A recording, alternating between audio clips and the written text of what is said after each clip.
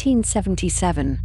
a radio telescope in Ohio recorded a signal so unusual that the astronomer on duty circled it in red ink and wrote a single word in the margin: "Wow." And that 72-second burst of energy from somewhere near the constellation Sagittarius has never repeated, never been explained, and never been forgotten. The search for life beyond our world is not a single dramatic moment, but a slow accumulation of questions,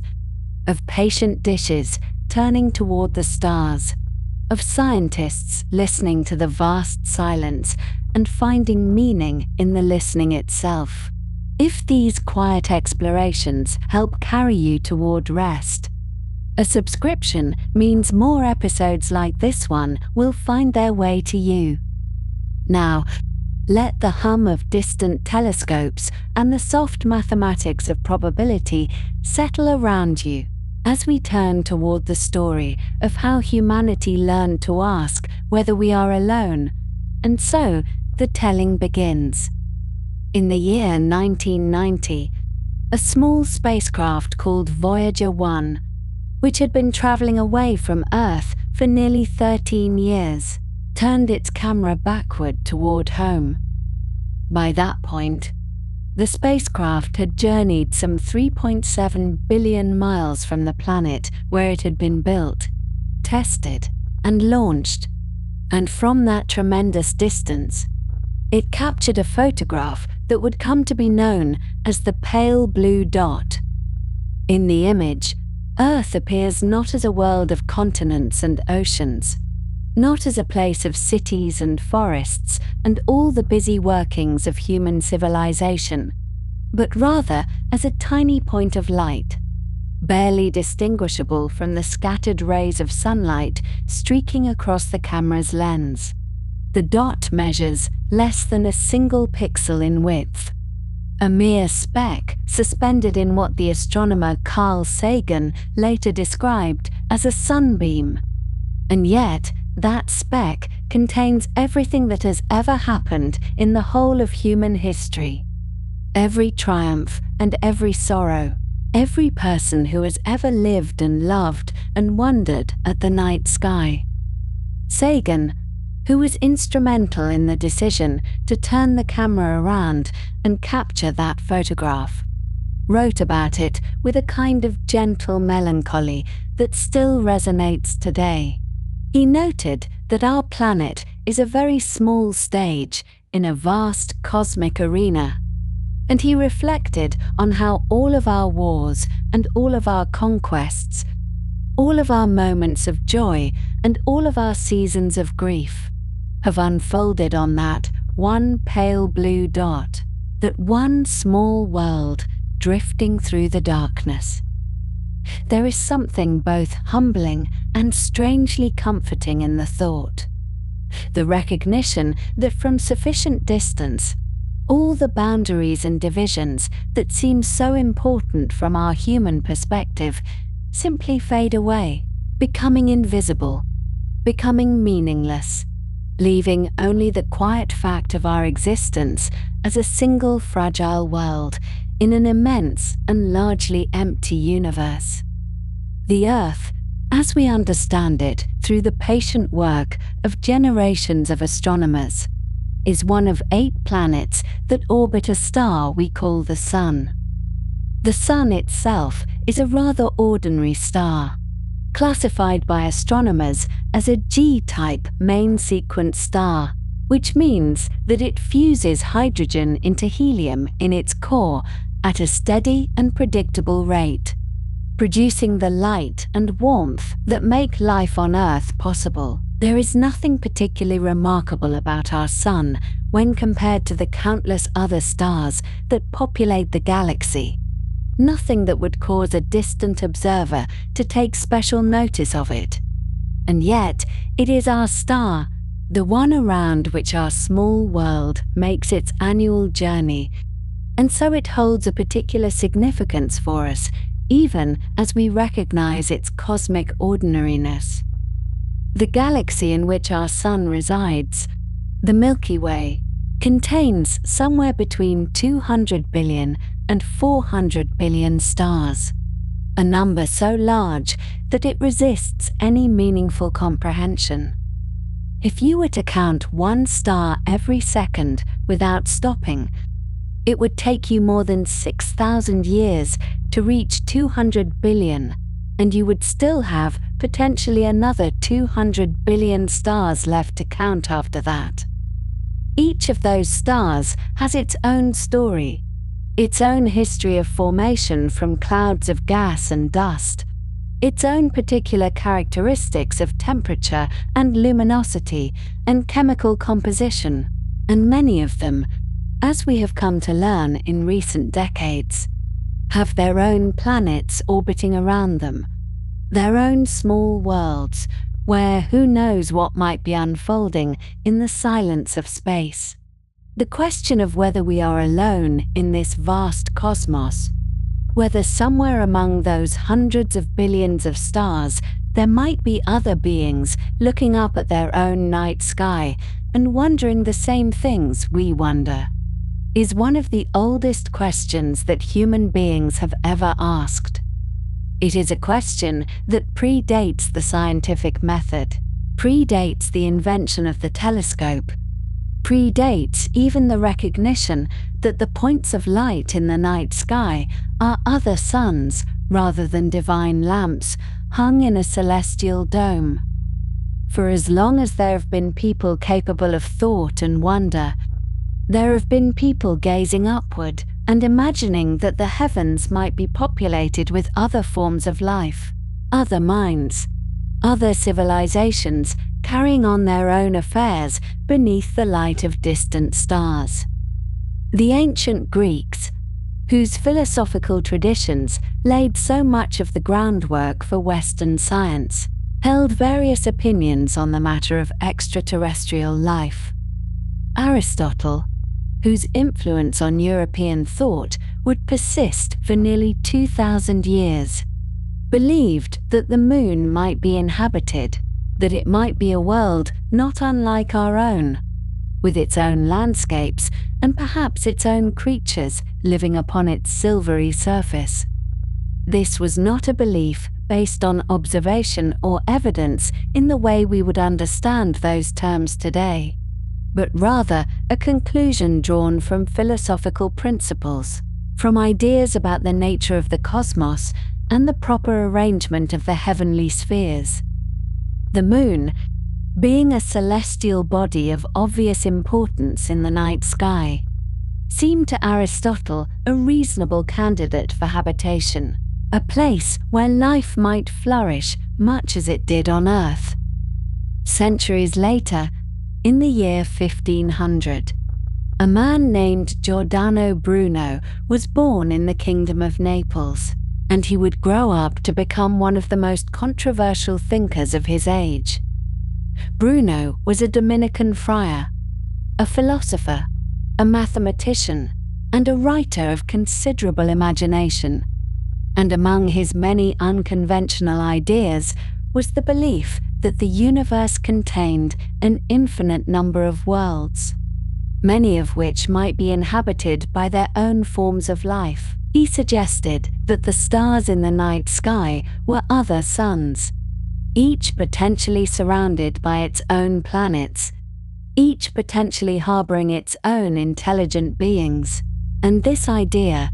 combined with his other heterodox views on theology and cosmology, brought him into direct conflict with the religious authorities of his time. In the year 1600, after years of imprisonment and a lengthy trial,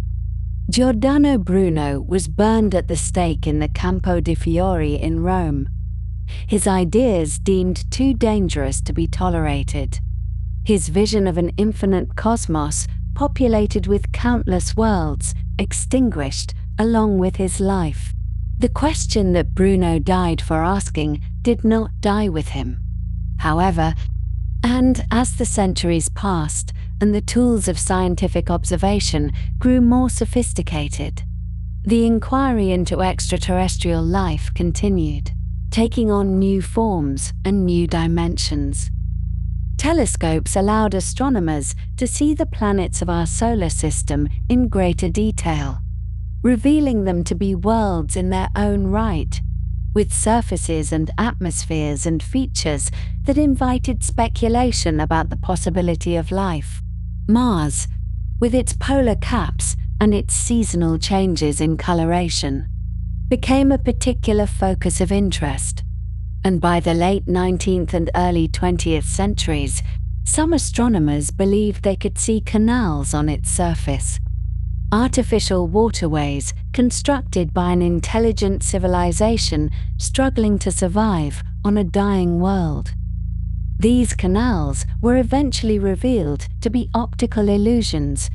the product of the human brain's tendency to perceive patterns where none exist. But the dream of Martian life persisted in the popular imagination and continues to inform our scientific exploration of that rust-colored world to this day. In the summer of 1950, at the Los Alamos National Laboratory in the mountains of New Mexico, a lunchtime conversation took place that would come to define much of the modern discourse on extraterrestrial life. The participants in this conversation were four physicists of considerable distinction: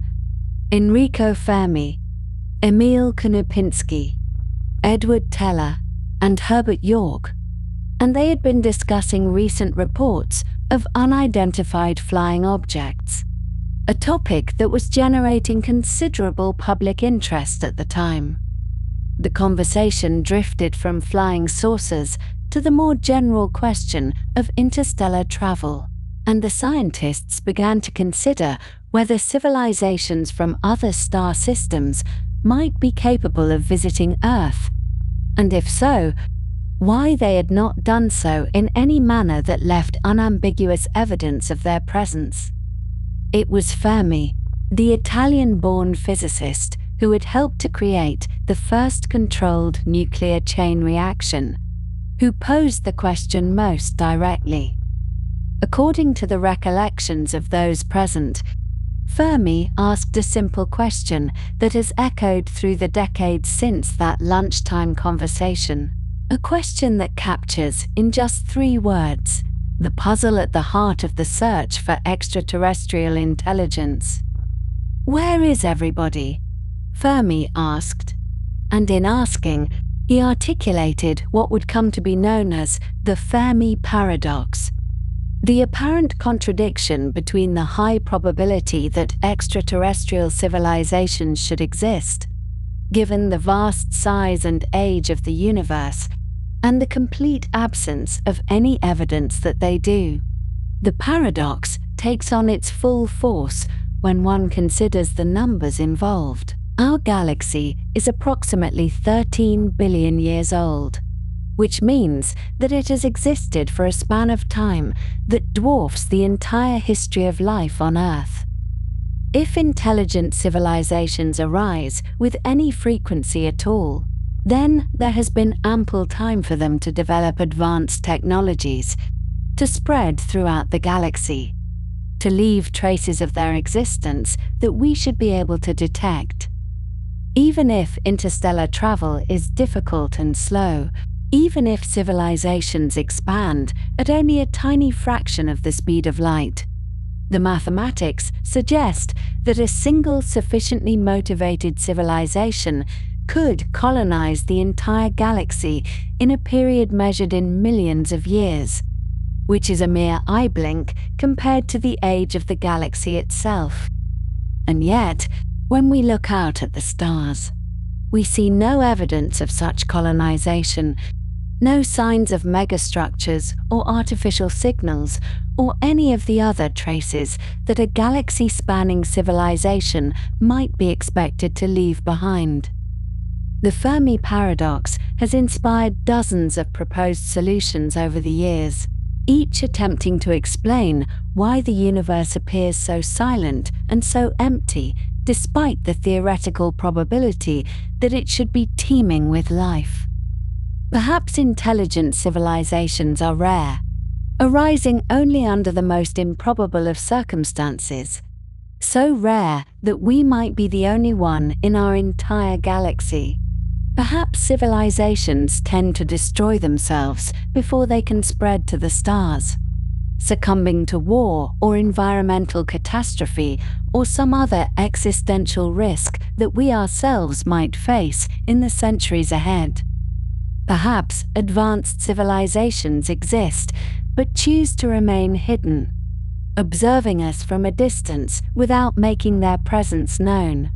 Perhaps the distances between stars are simply too great, the challenges of interstellar travel too daunting, for any civilization to overcome, regardless of how advanced their technology might become. Each of these explanations carries its own implications, its own suggestions about the nature of intelligence and the fate of civilizations, and none of them has been definitively established as correct. What makes the question particularly poignant,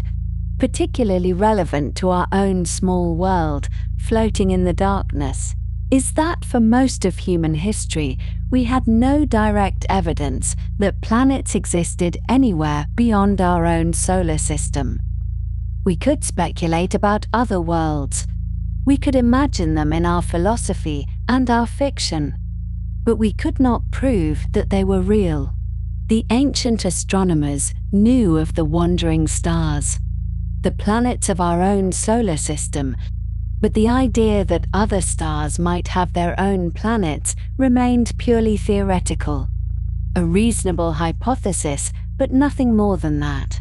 This changed in the year 1992, when astronomers announced the first confirmed detection of planets orbiting another star. The star in question was not a sun-like star, but a pulsar, a rapidly spinning remnant of a supernova explosion, and the planets orbiting it were likely uninhabitable by any conventional definition. But the discovery was nonetheless revolutionary. It demonstrated that the process of planet formation was not unique to our own solar system, that the same physical processes that created Earth and Mars and Jupiter could and did operate around other stars, producing other worlds in other corners of the galaxy. Since that first detection, the pace of discovery has accelerated dramatically, and we now know of thousands of planets beyond our solar system, worlds of every conceivable size and composition and orbital arrangement. Some of these worlds orbit their stars at distances that might allow liquid water to exist on their surfaces, the so-called habitable zone, where conditions might be suitable for life as we understand it. Whether any of these worlds actually harbor life, whether there are organisms swimming in alien oceans or breathing alien atmospheres, or gazing up at alien skies, remains unknown. A question that our children and our grandchildren may be the ones to answer. For now, we sit with the uncertainty, with the not knowing, which is perhaps the most honest and most humble position we can take. We are small, the universe is vast, and the question of cosmic company remains open, waiting for evidence that may come tomorrow or may not come for centuries. This is the quiet reality of our situation, neither triumphant nor despairing, simply the patient acknowledgement that some of humanity's oldest questions are also its most difficult to answer. And so we continue to look upward, continue to listen, continue to wonder, as our ancestors did before us, and as our descendants will do long after we are gone. In the spring of 1960, in a quiet valley in West Virginia, where the mountains rise gently and the radio silence is protected by law, a young astronomer named Frank Drake pointed a telescope toward the stars and listened for the sound of other minds. He was 29 years old. working at the National Radio Astronomy Observatory in Green Bank, and he had convinced his colleagues to let him try something that had never been attempted in any systematic way before. The telescope was 85 feet across, a great metal dish named for the engineer Howard Tate, who had helped design it. And in April of that year, it turned its patient face toward two nearby stars, while Frank Drake and his small team waited to see if the universe might speak back. The project was called Ozma, named for the princess of the land of Oz in the children's books by L. Frank Baum, a place described as very far away, difficult to reach, and populated by strange and exotic beings. It was a gentle name for a gentle experiment, one that made no grand promises and asked for nothing more than the chance to listen. The two stars chosen for observation were Tau Ceti and Epsilon Eridani, both located roughly 11 light-years from Earth,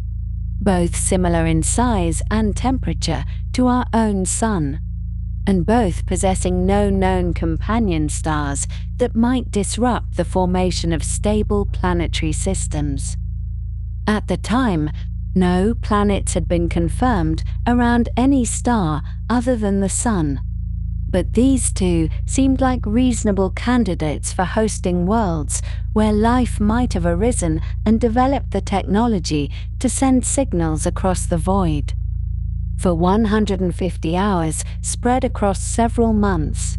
the Howard Tate telescope listened to these stars at a frequency of 1420 megahertz, the frequency at which hydrogen atoms naturally emit radiation as their electrons flip from one spin state to another. This particular frequency had been suggested the previous year in a remarkable paper published in the journal Nature by two physicists,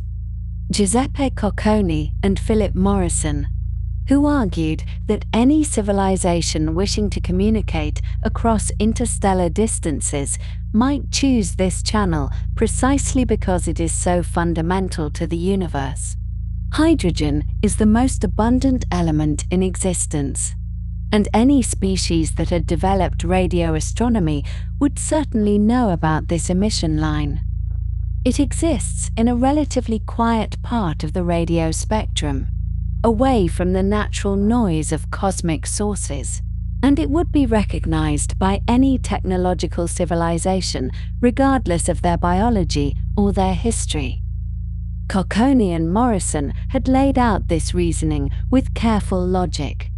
and Frank Drake had read their paper with great interest, though he had already been planning his own search independently and had arrived at the same conclusion about the hydrogen line through his own thinking.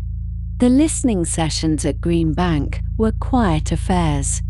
with the telescope slowly tracking its target stars as they moved across the sky, and the receivers feeding their signals into equipment that would detect any narrowband transmissions rising above the background noise. For weeks, nothing unusual appeared in the data, just the gentle hiss of cosmic static and the occasional interference from earthly sources. Then, one day early in the observations, while the telescope was pointed at Epsilon Eridani, the equipment suddenly came alive with a strong pulsing signal, a regular pattern that seemed far too structured to be natural. Frank Drake and his colleague later recalled the moment with a kind of measured excitement, the sense that perhaps something extraordinary had just happened, that perhaps they were the first humans to detect evidence of another civilization.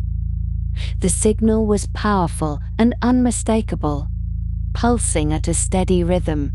and for a brief time it seemed as though Ozma had succeeded beyond anyone's reasonable expectations. But the practice of science requires doubt even in moments of apparent triumph, and as they investigated further,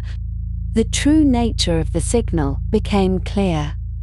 It was not coming from Epsilon Eridani at all, but from a source much closer to home, a high-altitude aircraft operated by the United States military for purposes that were classified at the time. The pulsing pattern was man-made, a product of human technology interfering with the observations, and the momentary hope of contact with another world faded back into the patient work of continued listening. This false alarm, disappointing as it was, provided a valuable lesson about the difficulty of distinguishing genuine extraterrestrial signals from the many sources of interference that exist on and around Earth, a challenge that would confront every subsequent search for signals from the stars. Project Ozma ended without detecting any transmissions that could be attributed to alien civilizations, but its legacy extended far beyond the 150 hours of observation time. It demonstrated that such searches were technically feasible, that the equipment could be built and operated, and that the scientific community could take the question of extraterrestrial intelligence seriously without abandoning the principles of careful methodology. In November of 1961, a small conference was convened at Green Bank to discuss the future of this new field, and Frank Drake was asked to organize the meeting and set its agenda. In preparing for the conference, he wrote down a simple equation on the blackboard, a way of organizing the various factors that would determine how many communicating civilizations might exist in our galaxy at any given time. This equation, which came to be known as the Drake equation, was never intended as a precise calculation, but rather as a framework for thinking about the problem, a way of breaking down an enormous question into smaller pieces that might each be addressed through observation and reasoning. The equation begins with the rate at which stars form in our galaxy, a number that astronomers had already estimated with reasonable confidence. From there, it multiplies by the fraction of those stars that have planets, then by the number of planets per star that might be suitable for life, then by the fraction of those suitable planets where life actually arises, then by the fraction of life-bearing planets where intelligence evolves, then by the fraction of intelligent species that develop technology capable of sending detectable signals into space, and finally by the average length of time such civilizations continue to transmit. 7 variables in all, each one representing a question that spans different scientific disciplines, from astronomy to biology to sociology, and each one carrying its own profound uncertainties. The beauty of the equation lies not in providing an answer, but in clarifying what we would need to know in order to arrive at one, and in highlighting just how many unknowns stand between us and any confident estimate of how common or how rare technological civilizations might be. The conference itself was a small gathering, just 10 scientists meeting in a room at Green Bank to discuss these questions over the course of several days. Among the attendees was a young Carl Sagan, who would later become the most famous popularizer of astronomy in the 20th century, his soft voice and sense of wonder reaching millions through books and television programs. Philip Morrison was there as well, one of the authors of the Nature paper that had helped inspire Project Ozma, bringing his insights from physics to bear on the question of interstellar communication. There was also John Lilly,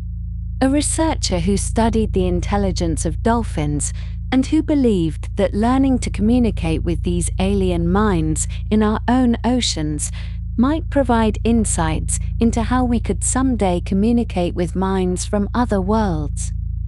The presence of a dolphin researcher at a conference about extraterrestrial intelligence might seem unusual, but it reflected a broader understanding that the problem of contact with alien life was not purely an astronomical one, that it touched on questions of language and cognition and the very nature of intelligence itself. In the years following the Green Bank Conference, interest in the search for extraterrestrial intelligence grew slowly, with various radio telescopes around the world conducting observations when time and funding allowed. It was not until 1984 that a formal organization was established to coordinate these efforts. The SETI Institute in Mountain View, California, which brought together scientists from multiple disciplines to pursue the search in a systematic and sustained way. The institute received funding from NASA, which saw the search as a legitimate scientific endeavor worthy of public support. And it developed increasingly sophisticated methods for scanning the sky and analyzing the vast amounts of data that modern radio telescopes could collect. But the funding from NASA proved fragile in the face of political pressures. And in 1993, the United States Congress voted to eliminate all federal support for the search for extraterrestrial intelligence. Senator Richard Bryan of Nevada led the effort to cut the program, delivering a speech on the Senate floor in which he mocked the search as a Martian hunt and declared that millions had been spent and not a single Martian had yet to call collect. The language was dismissive, and the underlying argument was that public money should not be spent on a project with no guarantee of success, even though the same could be said of much basic scientific research. The defunding was a blow to the SETI community, but it did not end the search, because private donors stepped forward to fill the gap left by the withdrawal of government support. The SETI Institute continued its work through contributions from individuals and foundations who believed that the question of whether we are alone in the universe was worth pursuing regardless of how long it might take to find an answer. Among the most intriguing moments in the history of the search occurred on August 15, 1977, at the Big Ear Radio Telescope operated by Ohio State University. This telescope was not a dish but a flat reflector that scanned the sky as the Earth rotated, recording radio signals on paper printouts that were later examined by volunteers and researchers. On that summer night, the telescope was pointed at a region of sky in the constellation Sagittarius, and among the columns of numbers and letters that recorded the signal strength at different frequencies, there appeared a sequence that would become famous: 6 EQQIs 5. These characters indicated a signal that rose sharply in intensity, peaked at a level far above the background noise, and then fell away again over the course of 72 seconds.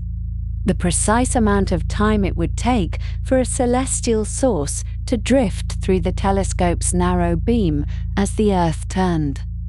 A volunteer astronomer named Jerry Ehrman was reviewing the printout several days later when he noticed this unusual sequence, and he circled it in red ink and wrote a single word in the margin, an expression of surprise that would give the signal its enduring name. The signal had all the characteristics one would expect of a transmission from a distant source beyond the Earth,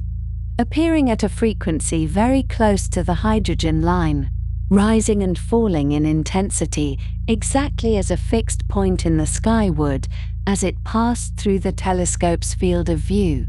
and displaying no obvious signs of terrestrial interference. And yet, when the telescope was pointed at the same region of sky in the days and weeks and years that followed, the signal never reappeared. Subsequent searches with more sensitive equipment found nothing. And to this day, the source of the signal remains unexplained. Many hypotheses have been proposed to account for the WOW signal, as it came to be known, ranging from reflections of earthly transmissions off space debris to natural astronomical phenomena that have not yet been identified. Some have suggested it might have been a one-time transmission from a distant civilization, a brief beacon that we happened to catch at just the right moment. Though without a repeat occurrence, there is no way to confirm or refute this possibility. The signal remains in the scientific literature as an anomaly, a tantalizing hint that something unusual happened on that August night, but not enough evidence to draw any firm conclusions. It serves as a reminder that the search for extraterrestrial intelligence is not merely a matter of building bigger telescopes and listening more carefully, but also a matter of patience and luck, and the recognition that a single piece of ambiguous evidence is not sufficient to answer questions that have occupied human imagination for centuries. For a very long time, the planets we knew were only those we could see with our own eyes, or through the careful lenses of telescopes pointed at our own small neighborhood, the familiar worlds circling our familiar sun. And it seemed quite reasonable to wonder whether planets existed anywhere else at all, whether the conditions that had shaped Mercury and Venus and Earth and Mars and the great gas giants beyond might be unique to this one stellar system, this one quiet corner of the Milky Way. And the question lingered there in the background of astronomy for centuries, not because anyone doubted that other stars might have planets, but simply because there was no way to know where instruments sensitive enough, no method refined enough to detect something so small and so far away. And so the question remained philosophical rather than observational, a matter of speculation rather than science, until finally, in the closing years of the 20th century, the instruments and the methods caught up with the curiosity, and the first distant worlds began, very quietly, to reveal themselves. The year was 1992, and the discovery came from an unexpected direction, not from a star like our Sun, but from something far stranger, a pulsar, which is the rapidly spinning remnant left behind after a massive star has ended its life in a supernova explosion. And this particular pulsar, designated PSR B1257 plus 1212, sits roughly 2,300 light-years from Earth in the constellation Virgo, spinning on its axis approximately 160 times every single second. And as it spins, it emits beams of radio waves that sweep across space like the rotating beam of a lighthouse. And these radio pulses arrive at Earth with extraordinary regularity, so precise that they rival the accuracy of atomic clocks. And it was this precision that allowed two astronomers, Alexander Wolszczan and Dale Frail, working with the Great Arecibo Radio Telescope in Puerto Rico, to notice something very subtle, a tiny variation in the timing of those pulses, as if the pulsar were not sitting perfectly still, but rather wobbling ever so slightly, pulled this way and that by the gravitational influence of unseen companions. And after careful analysis, Wolszczan and Frail announced that they had found evidence for at least 2 planets. And later, a third was confirmed, orbiting this dead and spinning stellar corpse. Worlds that had either survived the supernova that created the pulsar or had formed afterwards from the debris. And it was a strange and somewhat unsettling place to find the first planets beyond our solar system, orbiting not a warm and steady star, but a city-sized ball of neutrons spinning faster than a kitchen blender, bathed in radiation and utterly unlike anything we might call hospitable. And yet there they were, and the detection was solid, and the era of exoplanet discovery had, without fanfare, begun. 3 years later, in 1995, the discovery that many had been waiting for arrived. A planet orbiting not a pulsar, but a star, much like our own Sun, a yellow dwarf located about 50 light-years away in the constellation Pegasus, catalogued as 51 Pegasi. And the astronomers who found it were Michel Mayor and Didier Queloz, working at the Haute-Provence Observatory in the south of France. And they were using a technique called the radial velocity method, which does not involve seeing the planet directly, but rather detecting the tiny gravitational influence the planet exerts on its star. Because, although we tend to think of planets as orbiting stars, the truth is slightly more complicated. Both the star and the planet orbit their common center of mass, and for a star with a large planet, this means the star itself moves in a small circle or ellipse, wobbling back and forth as the planet swings around it. And this wobble causes the light from the star to shift very slightly in wavelength, compressed toward the blue end of the spectrum as the star moves towards us, and stretched toward the red as it moves away, a manifestation of the Doppler effect, the same phenomenon that causes the pitch of an ambulance siren to change as it passes by. And Mayor and Queloz had instruments sensitive enough to detect stellar wobbles of just a few tens of meters per second,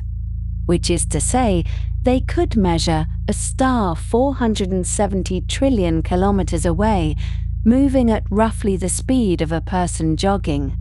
And from the rhythm of that wobble, they could calculate the mass of the unseen companion and the size and shape of its orbit. And what they found, around 51 Pegasi, was unexpected. A planet with at least half the mass of Jupiter,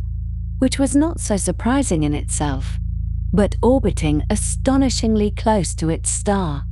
completing one full orbit in just 4.2 days, far closer than Mercury orbits our Sun, a type of world that came to be called a hot Jupiter because it combined the mass of a gas giant with a scorching proximity to its stellar furnace. And this was not at all what theorists had predicted. Since our own Jupiter sits in the cold, outer reaches of our solar system, where gas giants were supposed to form. And yet, there it was, the first exoplanet confirmed around a sun-like star.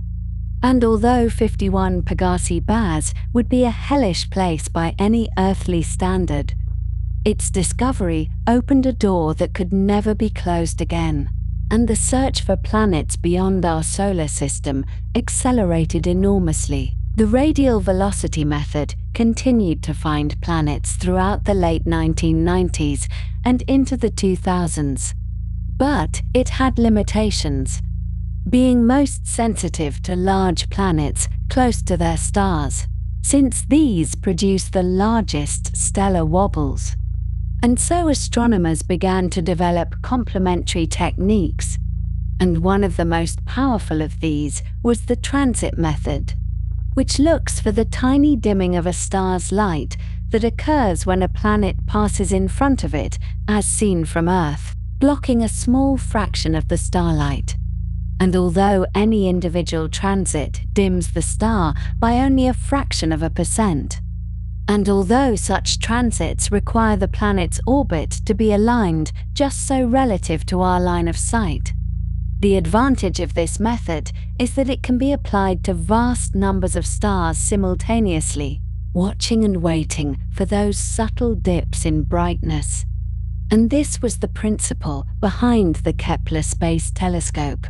launched by NASA on the 7th of March 2009. And Kepler was designed to do one thing extraordinarily well: to stare continuously at a single patch of sky in the direction of the constellation Cygnus, monitoring the brightness of approximately 150,000 stars with exquisite precision, looking for the telltale signatures of transiting planets. And it did this for 4 years in its primary mission and several more years in an extended mission, despite the failure of some of its reaction wheels. And by the time its observations were fully analyzed, Kepler had confirmed the existence of over 2,600 planets, with thousands more candidates awaiting confirmation. And this flood of discoveries transformed our understanding of planetary systems, revealing a diversity that no one had fully anticipated. Planets of all sizes, from smaller than Earth to larger than Jupiter. Planets in tight orbits and wide orbits. Planets orbiting close binary stars. Planets orbiting red dwarfs and orange dwarfs and yellow dwarfs. And among this abundance were worlds that captured the imagination of scientists and the public alike. One of these was Kepler 442b, a planet roughly 1/3 more massive than Earth, orbiting a star somewhat smaller and cooler than our Sun, located about 112 light-years away. And Kepler 442b sits within what is called the habitable zone of its star, the region where temperatures might allow liquid water to exist on a planetary surface, a concept we shall return to shortly. And another was Kepler 452b, announced in 2015 and sometimes called Earth's cousin, a planet about 60% larger than Earth, orbiting a Sun-like star at a distance very similar to Earth's distance from our Sun, completing its orbit in 385 days. And although we know little about its composition or atmosphere, the similarities in size and orbital distance invited comparisons and speculation about what conditions might prevail there.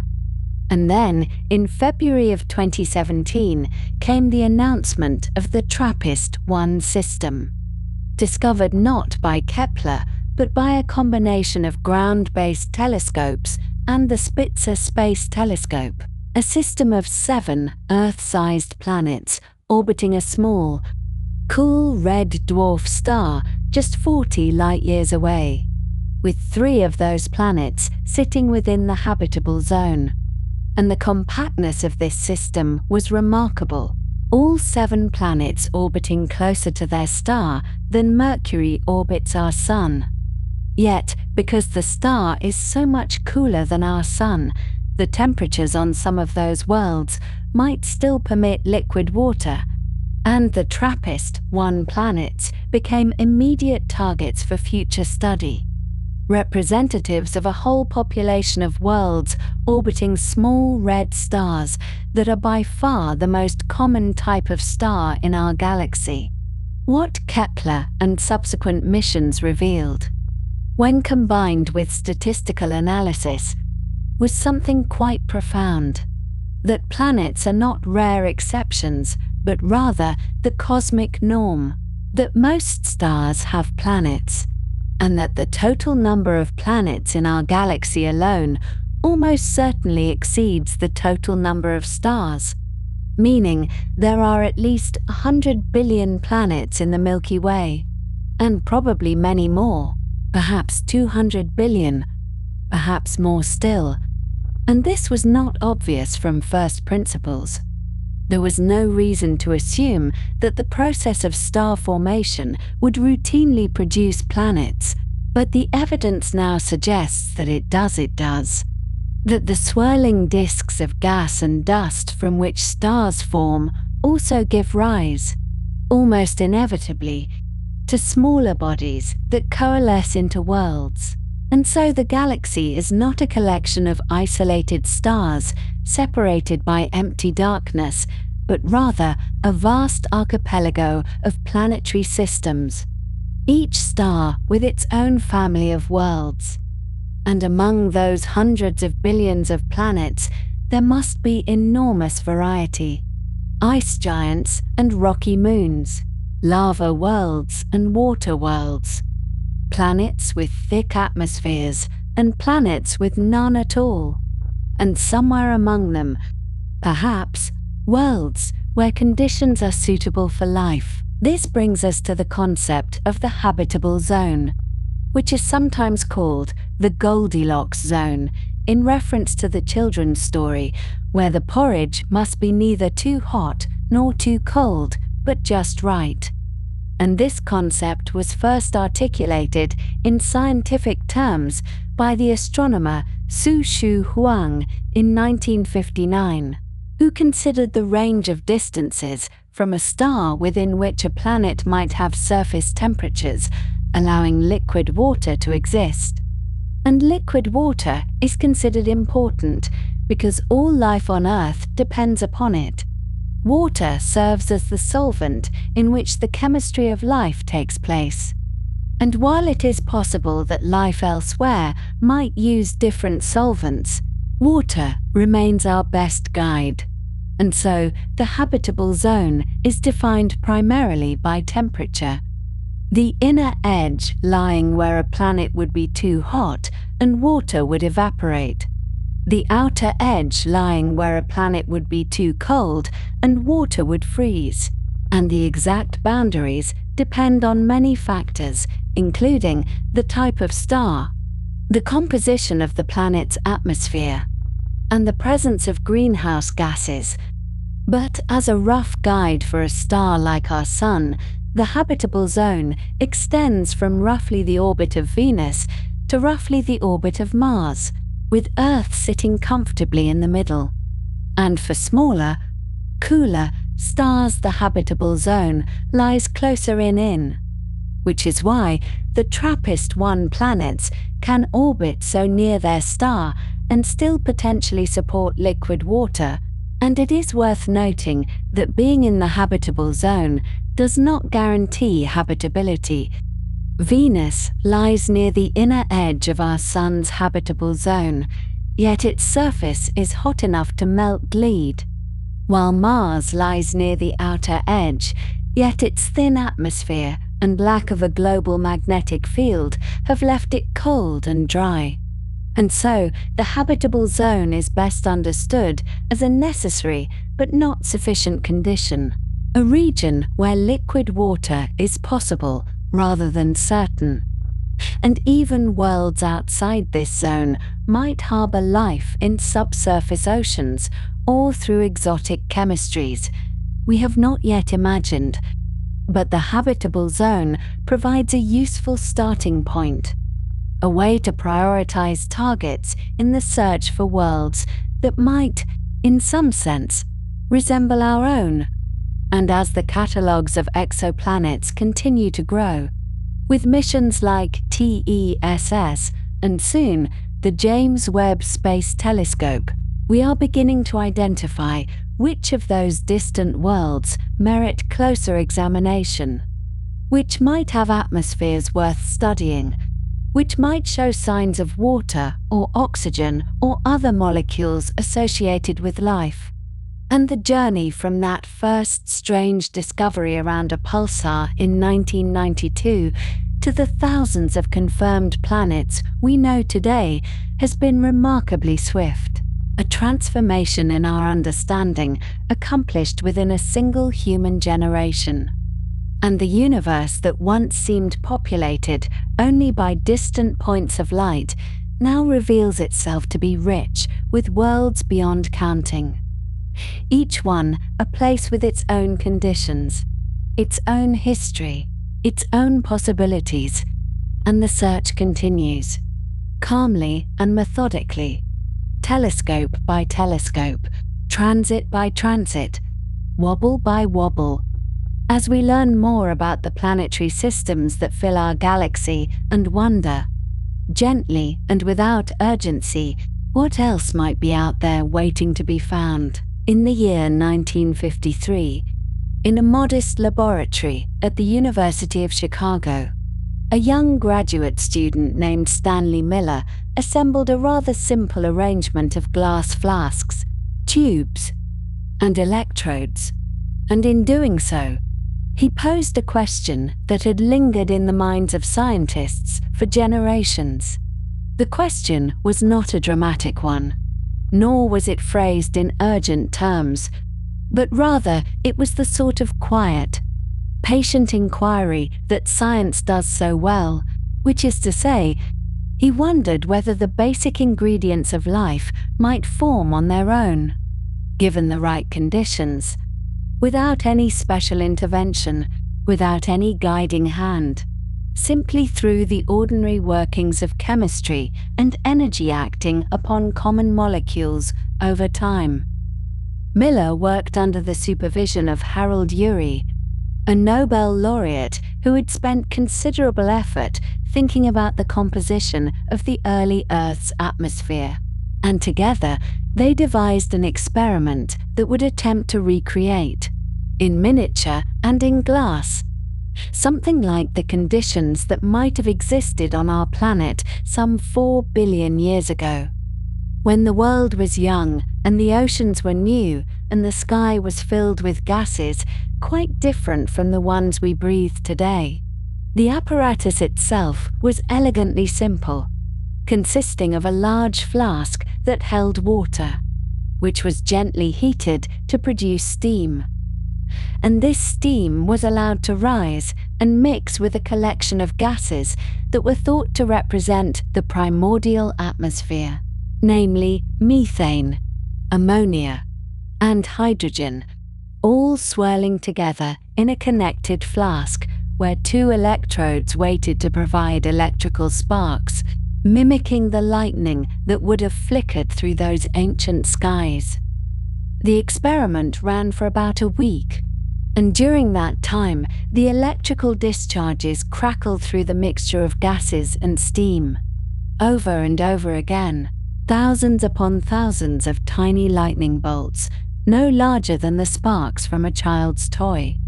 And the water in the apparatus slowly turned from clear to pink to a murky reddish-brown, suggesting that something was happening, that new substances were being created where none had existed before. When Miller analyzed the contents of his flask, carefully separating out the various compounds that had formed, he discovered something quite remarkable in its implications, though perhaps unremarkable in its appearance, for floating in that brownish water were amino acids, several different kinds of them, including glycine and alanine and aspartic acid, which are among the fundamental building blocks from which all proteins are constructed. And proteins, as you may know, are the workhorses of living cells, carrying out nearly every function that life requires. What the Miller-Urey experiment demonstrated, in its quiet and methodical way, was that the molecules necessary for life are not difficult to produce, that they do not require exotic circumstances or improbable coincidences, but rather that they emerge almost naturally when simple chemicals are exposed to energy, as though the universe, left to its own devices, tends to generate the ingredients of biology with very little prompting. The experiment did not create life itself, of course, and Miller was careful not to make any such grandiose claims, but it did suggest that the first steps on the long road toward living things might be easier to take than anyone had previously supposed, that the chemical foundations of life might arise spontaneously and repeatedly, wherever the conditions are even approximately suitable. In the decades since Miller and Urey published their results, scientists have continued to refine their understanding of prebiotic chemistry, and the original experiment has been repeated and modified in countless ways, with different gas mixtures and different energy sources. And the results have consistently shown that organic molecules form readily under a wide range of conditions, not only in the precise atmosphere that Miller originally imagined, but in many other environments as well, suggesting that the chemistry of life is robust and versatile, not fragile or finicky. And this has led many researchers to suspect that similar processes might occur not only on the early Earth, but on other worlds throughout the cosmos, wherever water and carbon and energy come together in the darkness of space. Indeed, some of the most compelling evidence for the widespread nature of life's building blocks comes not from laboratory experiments at all, but from objects that have fallen to Earth from elsewhere in the solar system. Ancient rocks that have drifted through space for millions or billions of years before finally encountering our planet and tumbling through the atmosphere to land in fields and deserts, and, on one notable occasion, on the outskirts of a small town in southeastern Australia. The town was called Murchison, and it lies in the state of Victoria. And on the morning of September 28th, 1969, the residents there witnessed a bright fireball streaking across the sky, followed by a rumbling sound and a peculiar smell, like methylated spirits, that hung in the air as fragments of the meteorite scattered across the surrounding countryside. The Murchison meteorite, as it came to be known, was quickly recognized as something special, for it belonged to a class of space rocks called carbonaceous chondrites, which are among the oldest and most primitive objects in the solar system, dating back some 4.5 billion years to the very beginning of planetary formation. And these ancient stones are rich in carbon compounds, including many of the same organic molecules that Miller had produced in his flask. When scientists analyzed samples of the Murchison meteorite in laboratories around the world, they found more than 90 different amino acids embedded within its dark, crumbly matrix. And while some of these were the same familiar amino acids that living things on Earth use to build their proteins, others were entirely different, exotic varieties that no terrestrial organism has ever employed, which strongly suggested these molecules had not been produced by any earthly process, but had formed somewhere out in space, perhaps in the gas cloud from which our solar system originally condensed, or on the surface of some ancient asteroid warmed by radioactive decay. The discovery of amino acids in the Murchison meteorite was not an isolated finding, for subsequent analysis of other carbonaceous chondrites has revealed similar collections of organic compounds. And it now seems clear that the raw materials of life are not confined to our planet, but are distributed widely throughout the solar system and, by extension, throughout the galaxy and beyond. The universe, it appears, has been producing amino acids for a very long time, perhaps from the very beginning,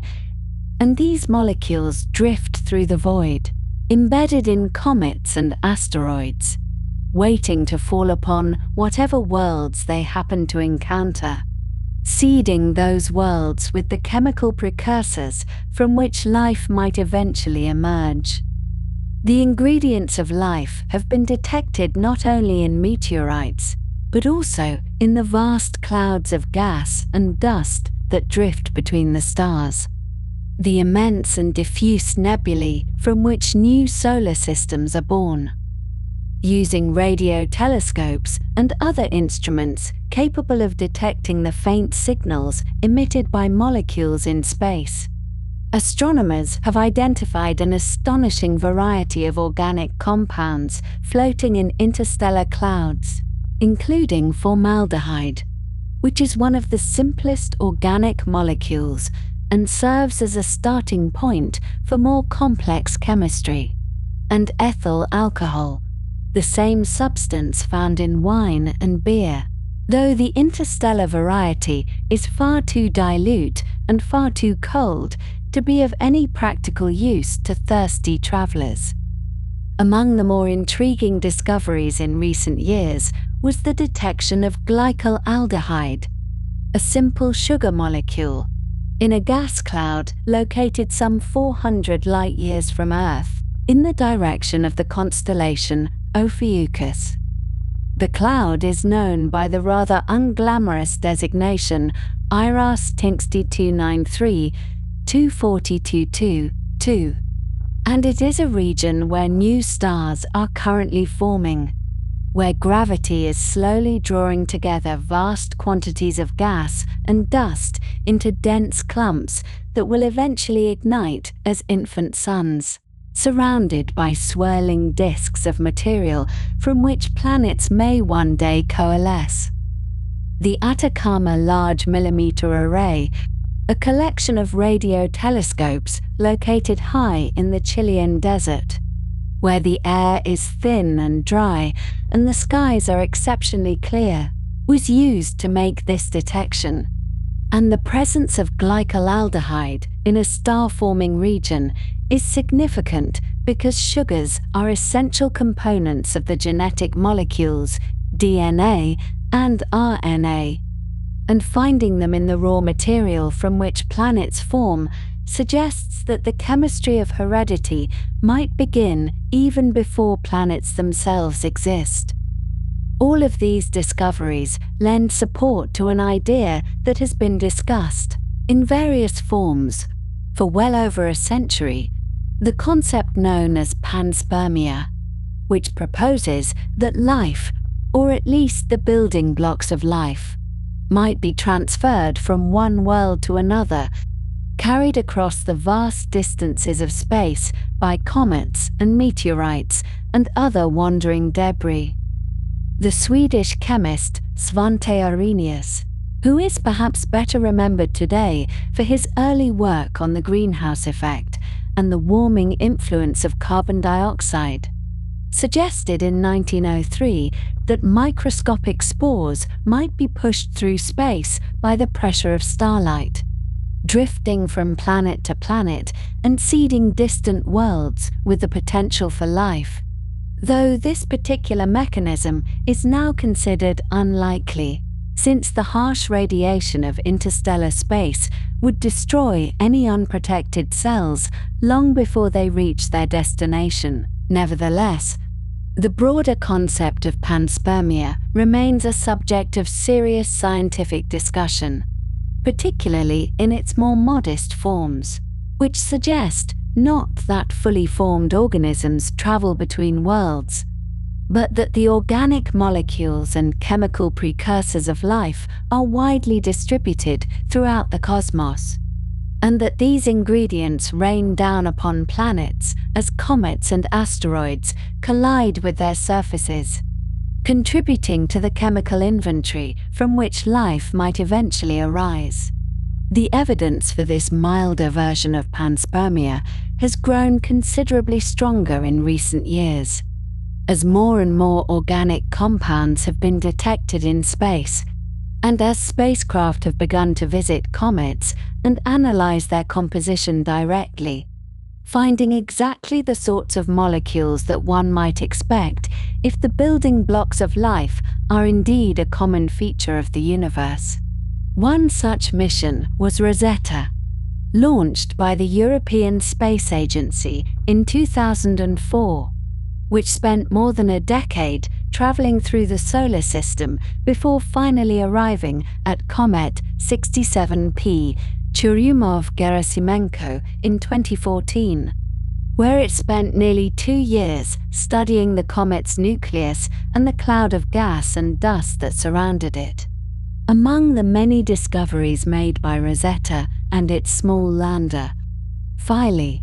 was the detection of glycine, the simplest of all the amino acids, in the thin atmosphere of gas that the comet released as it approached the Sun and its icy surface began to warm and evaporate. This was the first unambiguous detection of an amino acid in a comet, and it confirmed what many scientists had long suspected, that comets are rich in organic material, and that they may have delivered significant quantities of life's building blocks to the early Earth, and perhaps to other worlds as well. During the violent early history of the solar system, when impacts were far more frequent than they are today. Closer to home, there have been tantalizing hints that the chemistry of life might be occurring even now, on worlds within our own solar system. In September of 2020, a team of astronomers led by Jane Greaves of Cardiff University announced the detection of phosphine gas in the atmosphere of Venus, the hot and hostile world that orbits between Earth and the Sun. Phosphine is a simple molecule consisting of one phosphorus atom bonded to 3 hydrogen atoms, and on Earth it is produced primarily by living organisms, particularly by certain bacteria that thrive in oxygen-poor environments, and it is also manufactured industrially for various purposes, though the quantities involved are small compared to biological production. The detection of phosphine on Venus was surprising because the conditions in the Venusian atmosphere are extremely harsh,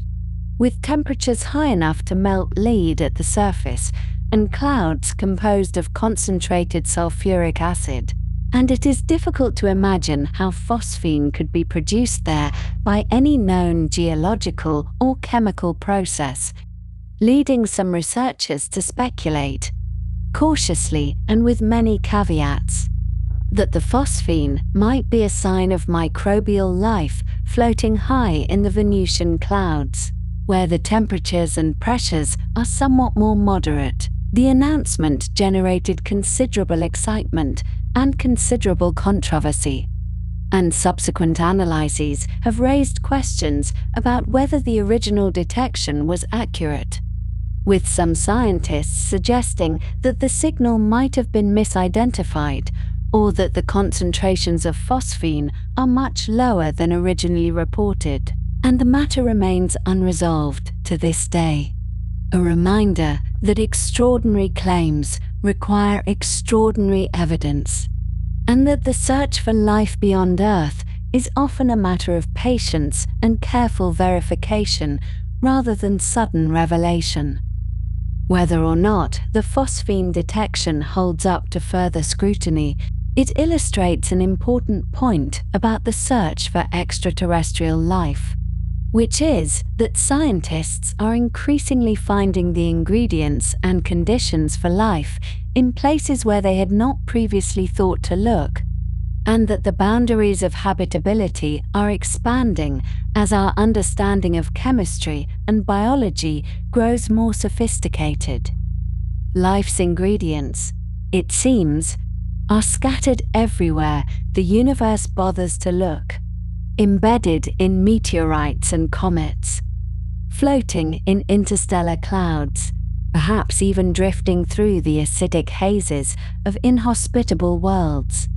waiting for the right circumstances to come together, the right spark to ignite the slow and patient process of evolution that, on at least one small planet, has led to creatures capable of asking where they came from and whether they are alone. Far beyond the warmth of our inner solar system, out where the Sun appears as little more than an unusually bright star among countless others, there exist moons of ice and silence, Worlds that for many decades were assumed to be geologically dead, frozen through to their very cores, and utterly without interest to those who wondered whether life might exist elsewhere in the cosmos. These moons orbit the great gas giants Jupiter and Saturn, and they drift through a region of space so distant from the Sun that surface temperatures plunge to hundreds of degrees below zero, where water ice becomes as hard as granite, and where, it was once thought, nothing of any particular dynamism could ever occur. And yet, beginning in the final years of the 20th century and continuing into the present day,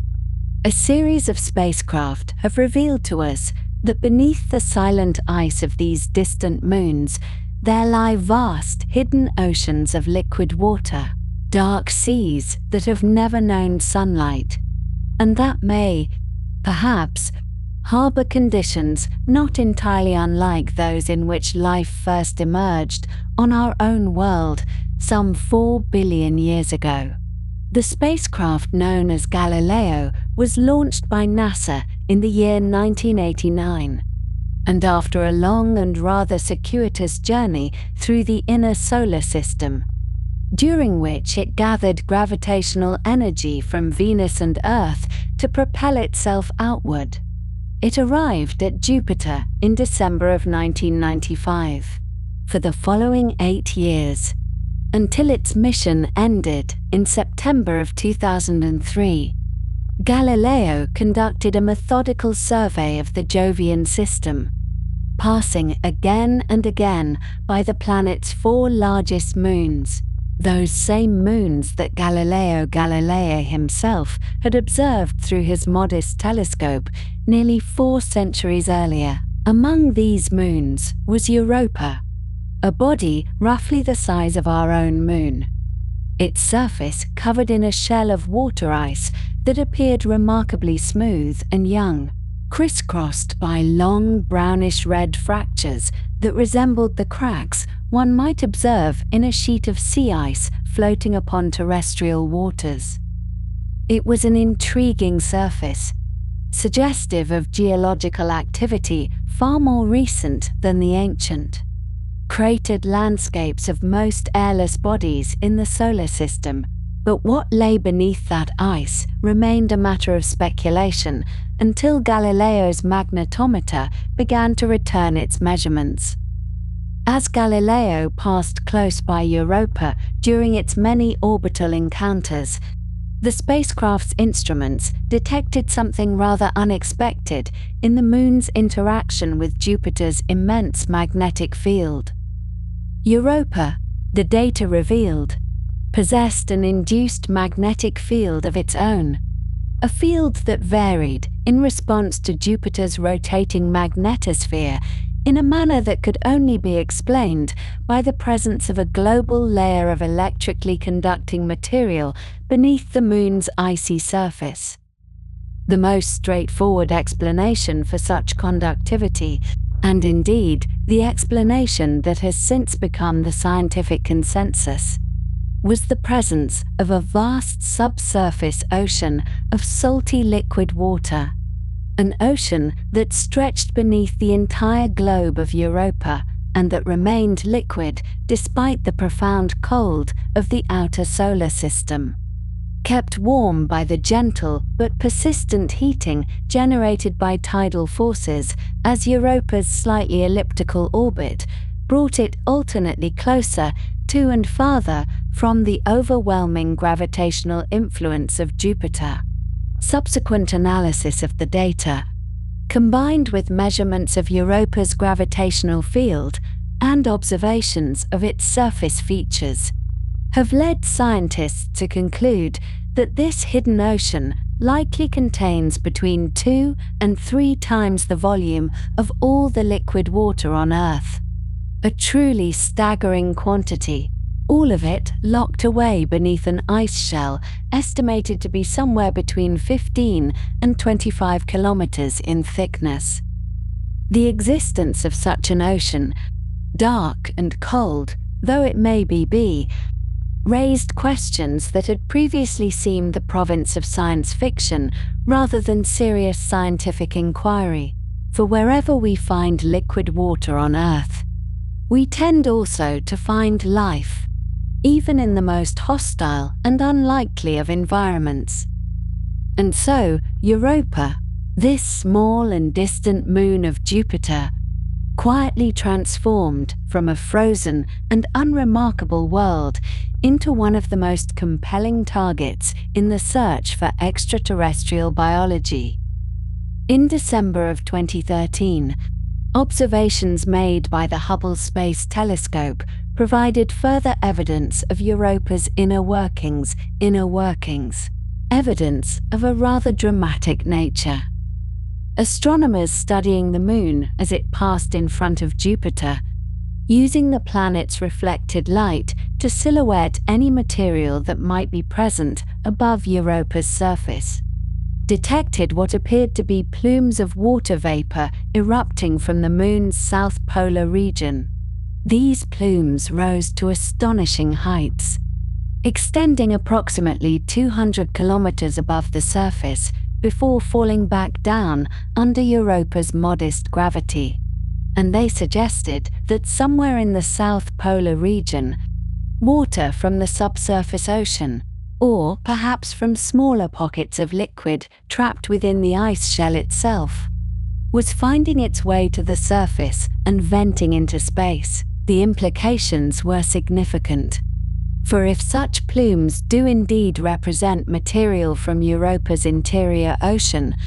then it might be possible for a future spacecraft to sample that ocean without the considerable difficulty of drilling through kilometers of ice, simply by flying through the plumes themselves and analyzing whatever molecules they might contain.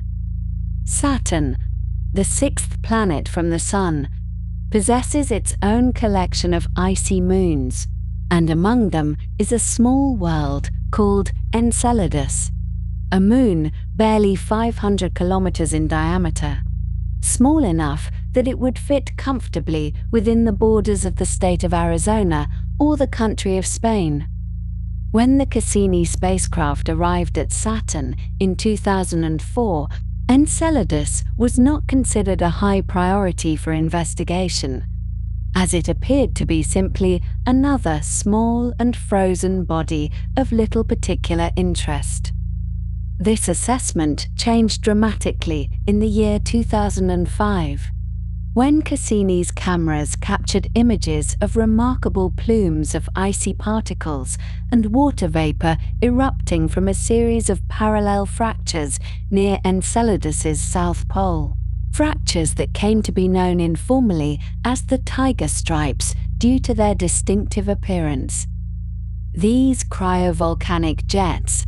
as they were termed, were shooting material hundreds of kilometers into space, so vigorously that the ejected particles were contributing to one of Saturn's faint outer rings.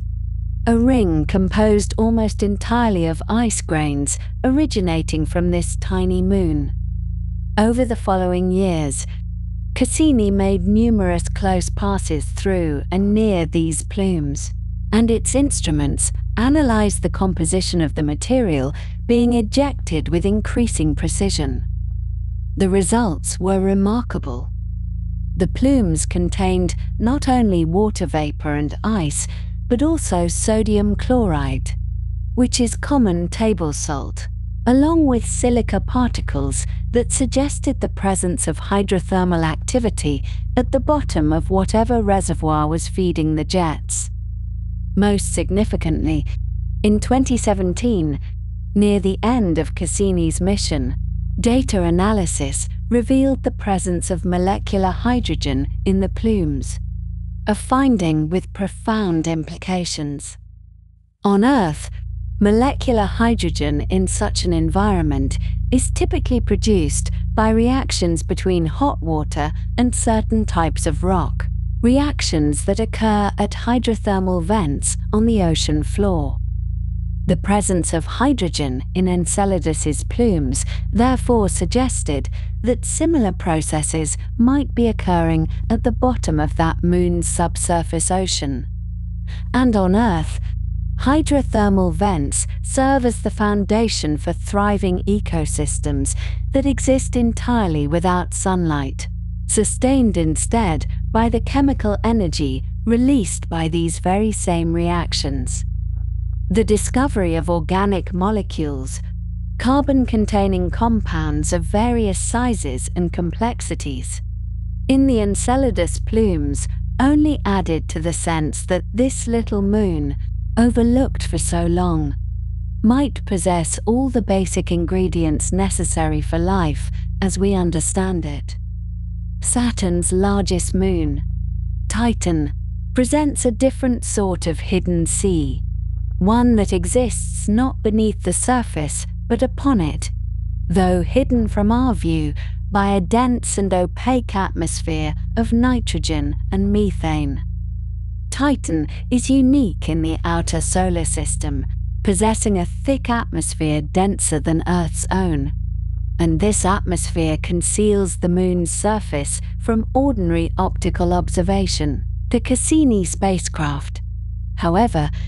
carried an instrument capable of penetrating this orange haze, a synthetic aperture radar system that could map the surface in considerable detail. What the radar revealed was a world of surprising familiarity in its overall geography, with plains and hills and valleys and what appeared unmistakably to be coastlines, the boundaries between solid ground and liquid expanses. But the liquids on Titan are not water, for at the temperatures prevailing on that distant surface, around -179 degrees Celsius, water ice is as hard as stone. Instead, Titan's lakes and seas are composed of liquid methane and ethane, hydrocarbons that on Earth exist only as gases, but that on Titan flow across the landscape, evaporate into clouds, and fall again as rain, completing a hydrological cycle analogous to Earth's water cycle, but mediated by entirely different chemistry. The largest of Titan's seas, Kraken Mare, located near the Moon's north pole, covers an area larger than Earth's Lake Superior and is estimated to be several hundred meters deep in some places. Whether such exotic seas might harbor exotic forms of life, organisms that use liquid methane rather than liquid water as their biological solvent, remains a question for which we have no answer, and perhaps no way of answering without sending instruments to that surface and directly examining what might be found. It is a tantalizing possibility, though one considerably more speculative than the search for water-based life in the subsurface oceans of Europa and Enceladus. The investigation of these distant and hidden seas is set to continue with the Europa Clipper mission, a NASA spacecraft that launched in October of 2024 and is now on its long journey toward Jupiter. Europa Clipper will not orbit Europa itself, as the intense radiation environment near Jupiter would quickly damage its instruments, but will instead follow an orbit around Jupiter that brings it repeatedly close to Europa, conducting dozens of close flybys over the course of its mission. Among its instruments is an ice-penetrating radar system designed to peer beneath the Moon's frozen surface, potentially revealing the structure of the ice shell and perhaps even detecting the ocean itself. Other instruments will analyze any plumes that might be active during the mission, study the composition of the surface ice for signs of material upwelling from below, and map the Moon's geology in unprecedented detail. It is a mission of considerable ambition, aimed at determining whether Europa possesses the conditions necessary for life. even if confirming the actual presence of life will likely require future missions of even greater complexity. When we contemplate the possibility of life in these dark and pressurized oceans so far from the Sun, we are no longer merely speculating, for we have discovered on our own world that life is far more adaptable and resilient than we once supposed. In 1977, scientists aboard the research submersible Alvin descended to the bottom of the Pacific Ocean near the Galapagos Rift,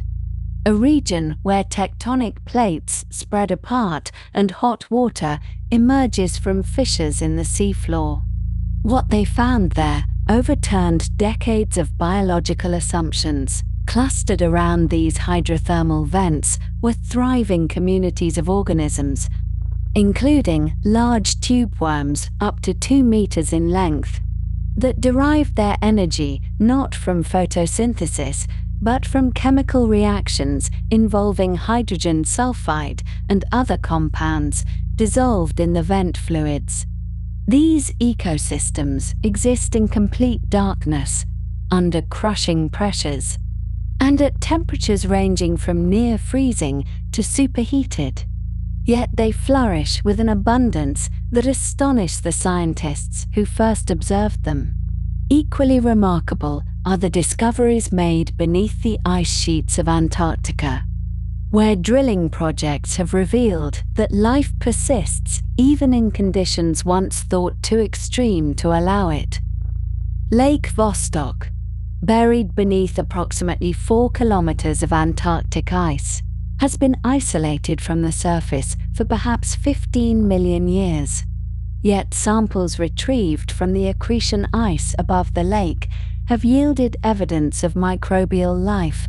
bacteria that have somehow survived in that cold, dark, high-pressure environment for immense spans of time. These extremophiles, as such organisms are called, have demonstrated that life requires neither sunlight nor warmth, nor any of the conditions we once considered essential. What life requires, it seems, is liquid water, a source of chemical energy, and the basic building blocks of organic chemistry, and these requirements, we now know, may be met in the hidden oceans of moons orbiting the outer planets of our solar system. And so we find ourselves in a rather remarkable position, knowing that vast oceans exist beneath the icy surfaces of small and distant worlds, knowing that those oceans may possess the conditions necessary for life, and preparing to send spacecraft to investigate them further.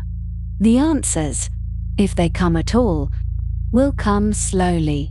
through patient observation and careful analysis, through missions lasting years and decades.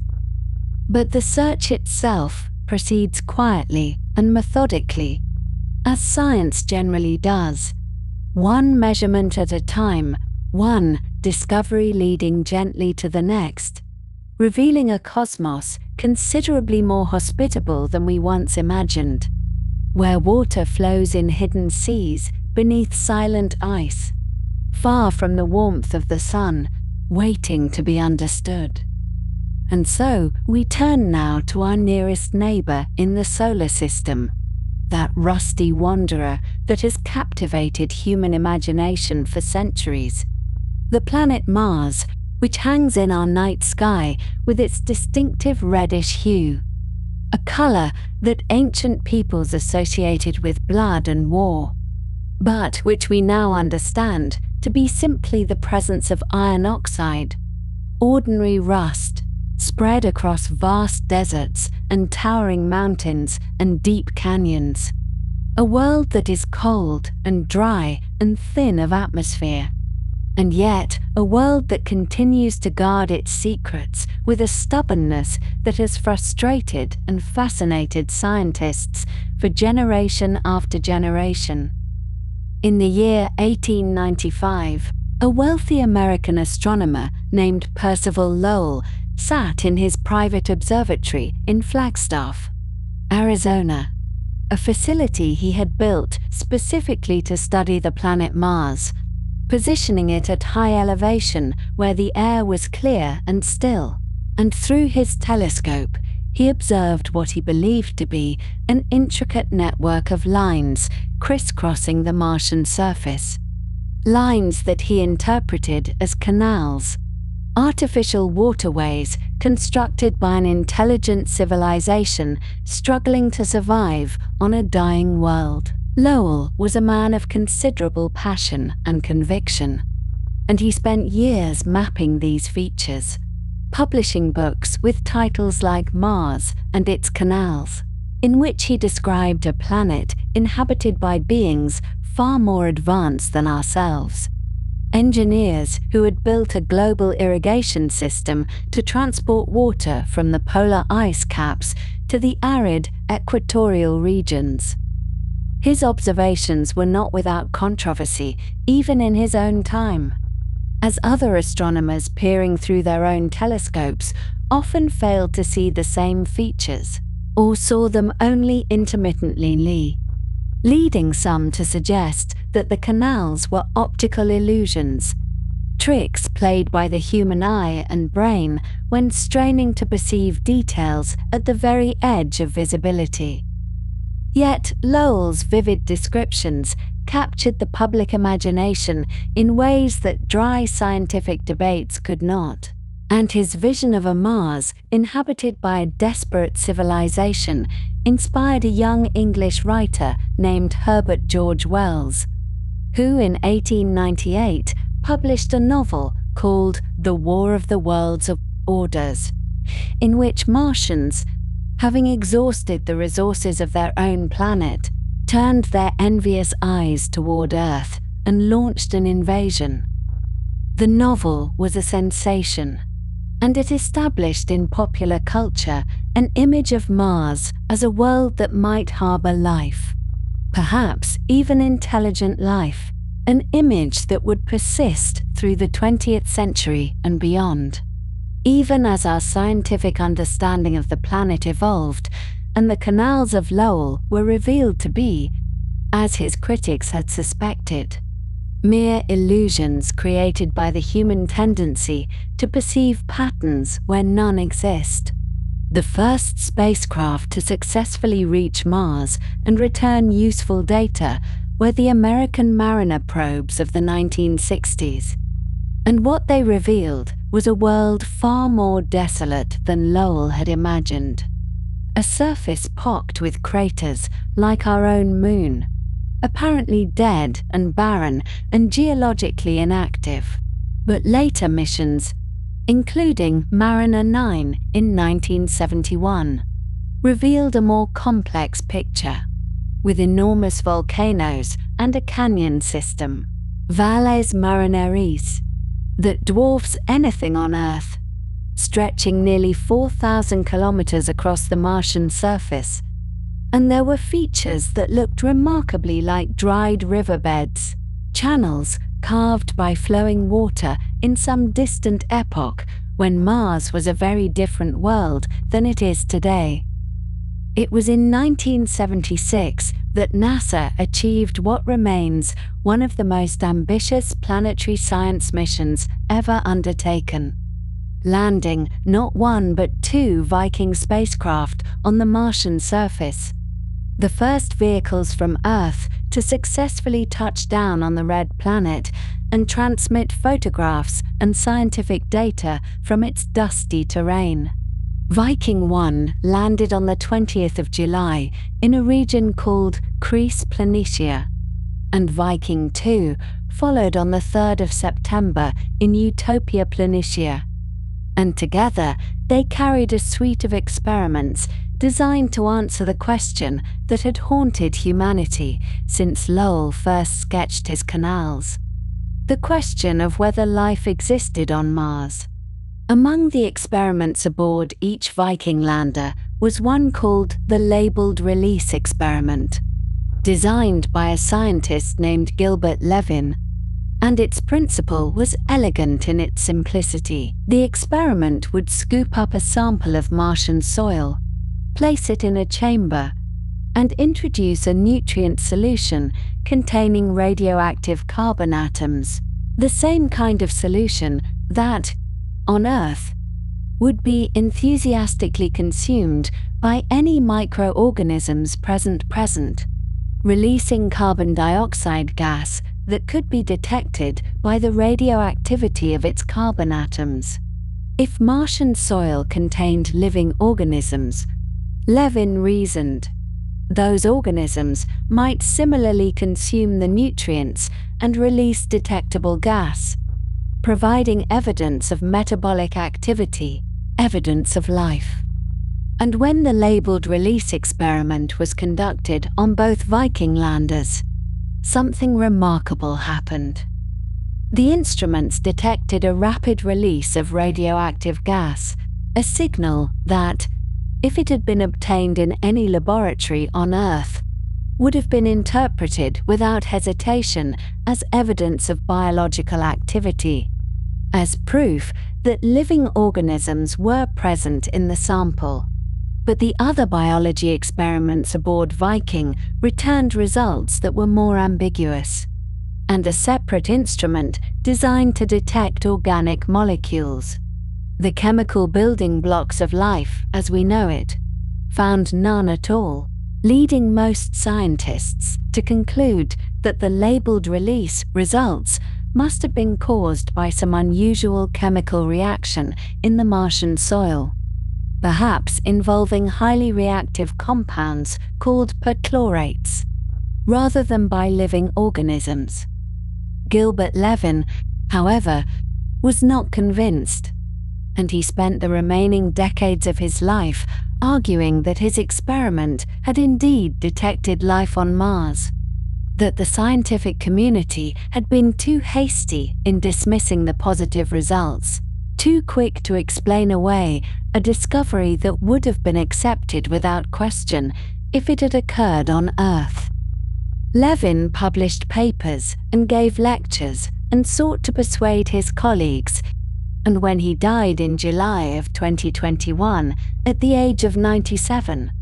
he had not changed his position, maintaining to the end that the Viking-labeled release experiment had found what it was designed to find, that in 1976 humanity had discovered life on another world, and that the scientific establishment had simply refused to accept it. The question remains unresolved to this day, a stubborn mystery that Mars refuses to surrender. 20 years after Viking, in 1996, another announcement captured headlines around the world when a team of NASA scientists led by David McKay held a press conference to present their analysis of a meteorite that had been collected in Antarctica in 1984. A rock designated ALH 8400-11, which chemical analysis had shown to be a piece of Mars, blasted from the Martian surface by an ancient impact and eventually falling to Earth after a long journey through interplanetary space. The meteorite was old, approximately 4 billion years old, dating from a time when Mars was a warmer and wetter world. And within its structure, McKay and his colleagues claimed to have found several lines of evidence suggesting that microscopic life had once existed on Mars, including mineral formations that resembled those produced by bacteria on Earth, organic molecules, and most dramatically, tiny elongated structures that looked, under electron microscopy, like fossilized bacteria, though far smaller than any bacteria known on our own planet. The announcement was extraordinary, and it generated enormous excitement, with the President of the United States making a statement and newspapers printing photographs of the supposed microfossils on their front pages. But in the months and years that followed, The claims were challenged by other scientists who offered alternative explanations for each of the observations, suggesting that the mineral formations could have been produced by non-biological processes, that the organic molecules might have been contamination from Antarctica, and that the elongated structures were simply too small to contain the machinery necessary for life. The scientific consensus gradually shifted toward skepticism, and David McKay's claims are no longer widely accepted.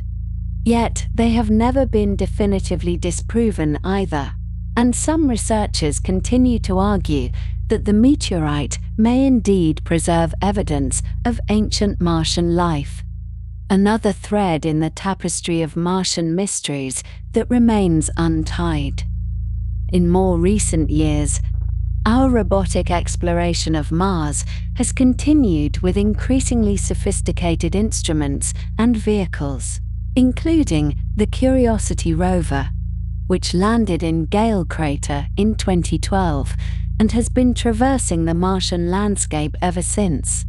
climbing the slopes of a central mountain called Mount Sharp and analyzing rocks that preserve a record of Mars's ancient past.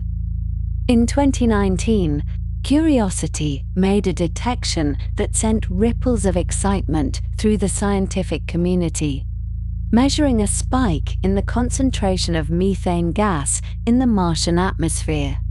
And subsequent observations revealed that these methane levels appeared to fluctuate with the Martian seasons, rising in summer and falling in winter, a pattern that was difficult to explain. Methane is a molecule that should not persist for long in the Martian atmosphere, as ultraviolet radiation from the sun breaks it down relatively quickly, meaning that any methane detected today must have been released relatively recently, within the past few centuries at most. On Earth, the majority of atmospheric methane is produced by living organisms, by bacteria in the digestive systems of cattle and in wetlands and rice paddies, though it can also be produced by geological processes involving water and certain types of rock. The seasonal pattern detected by Curiosity suggested an active source, something releasing methane on a regular basis, and the tantalizing possibility that this source might be biological, that microorganisms living beneath the Martian surface might be producing the gas,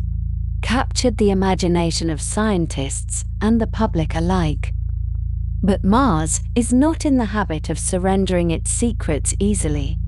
and when the European Space Agency's Trace Gas Orbiter, a spacecraft specifically designed to detect and map trace gases in the Martian atmosphere with extraordinary precision,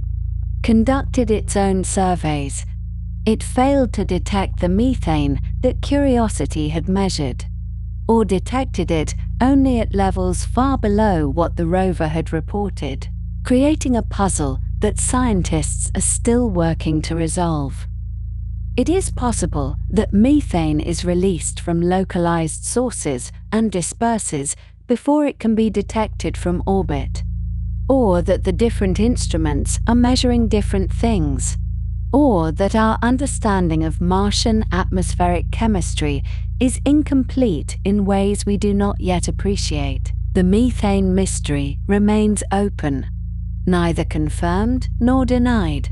suspended in the quiet uncertainty that characterizes so much of Martian science. On the 18th of February in 2021, a new chapter in the exploration of Mars began when NASA's Perseverance rover touched down in Jezero Crater, a site chosen because orbital observations had revealed it to be the location of an ancient river delta, a place where, billions of years ago, a river had flowed into a standing body of water and deposited sediments in the distinctive fan shape that we see in river deltas on Earth. Such environments are considered promising places to search for evidence of past life, because on Earth, river deltas and lake beds preserve organic material and microfossils with remarkable fidelity. And if microscopic life ever existed on Mars, Jezero crater seemed as good a place as any to find its traces. Perseverance carries the most sophisticated suite of instruments ever sent to the Martian surface, including cameras that can see details smaller than a millimeter, spectrometers that can identify minerals and organic compounds,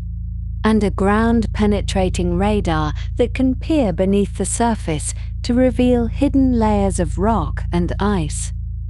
But perhaps its most important function is one that no previous Mars mission has attempted: the collection and catching of rock and soil samples in sealed tubes that will be left on the Martian surface for a future mission to retrieve and return to Earth.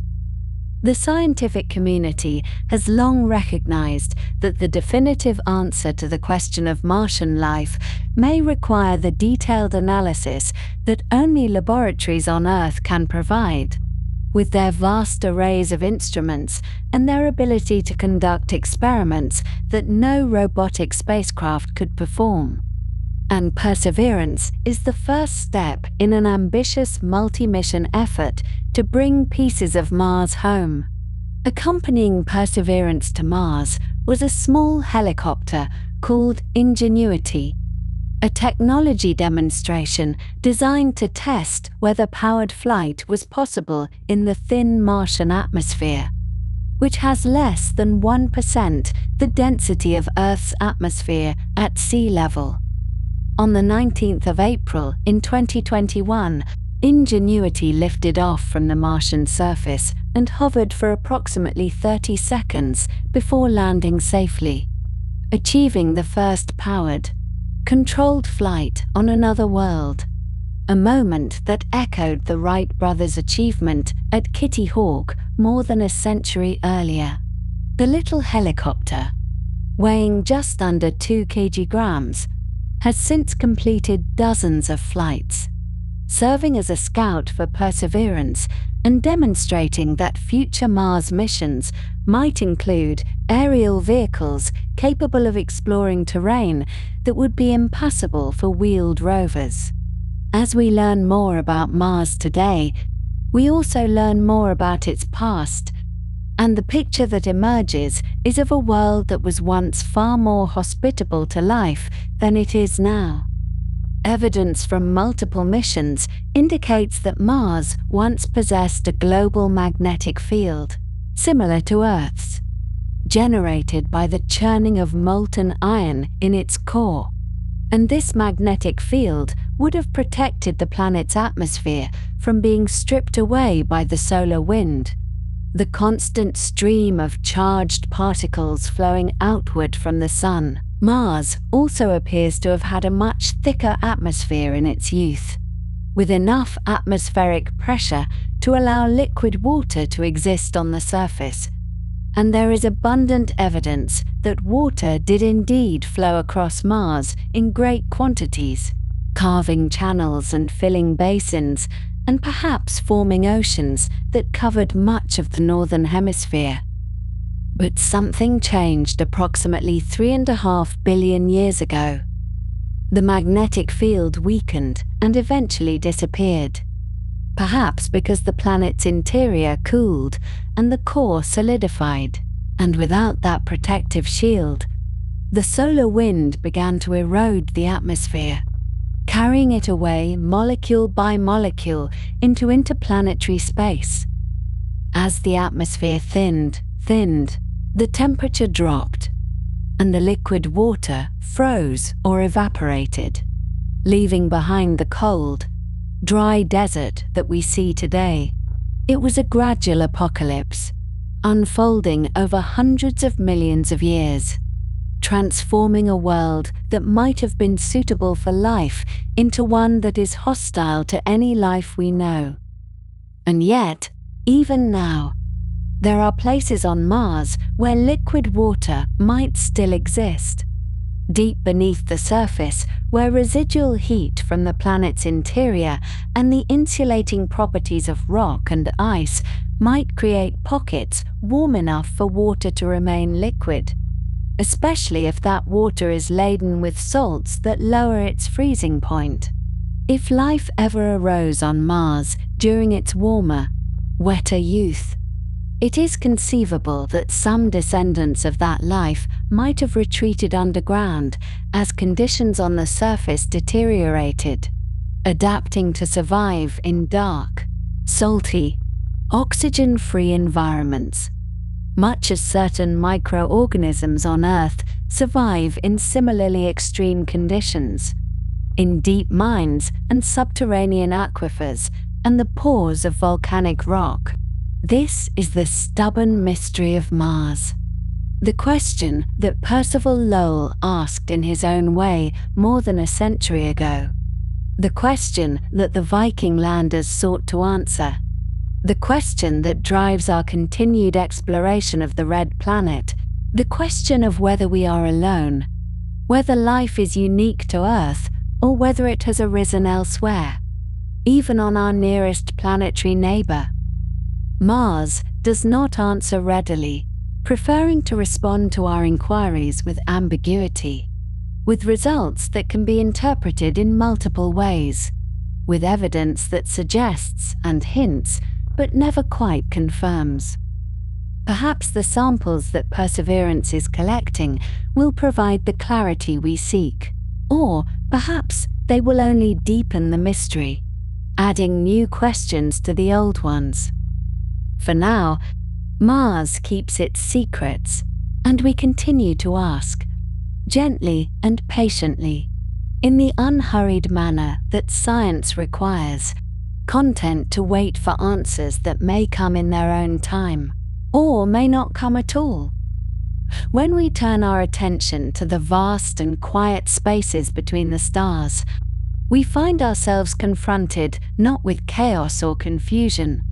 but with a kind of stillness that invites contemplation, and it is within this stillness that some of the most thoughtful minds of our time have woven theories to explain what we do not hear, what we do not see, and what we have not yet found, despite decades of patient listening and careful observation. The silence of the cosmos, far from being a source of distress, becomes instead a canvas upon which scientists and philosophers have painted possibilities, each one as gentle and considered as the next, each one offering a different way of understanding why, in a universe so impossibly large and old, we have not yet received a clear and unmistakable hello from somewhere else among the stars.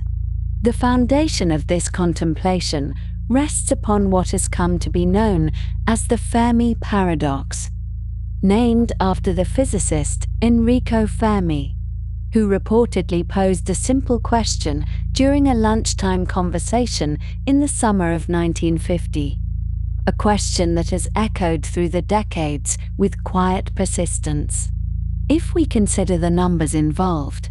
the mathematics of the situation, we find ourselves facing what appears to be a genuine puzzle,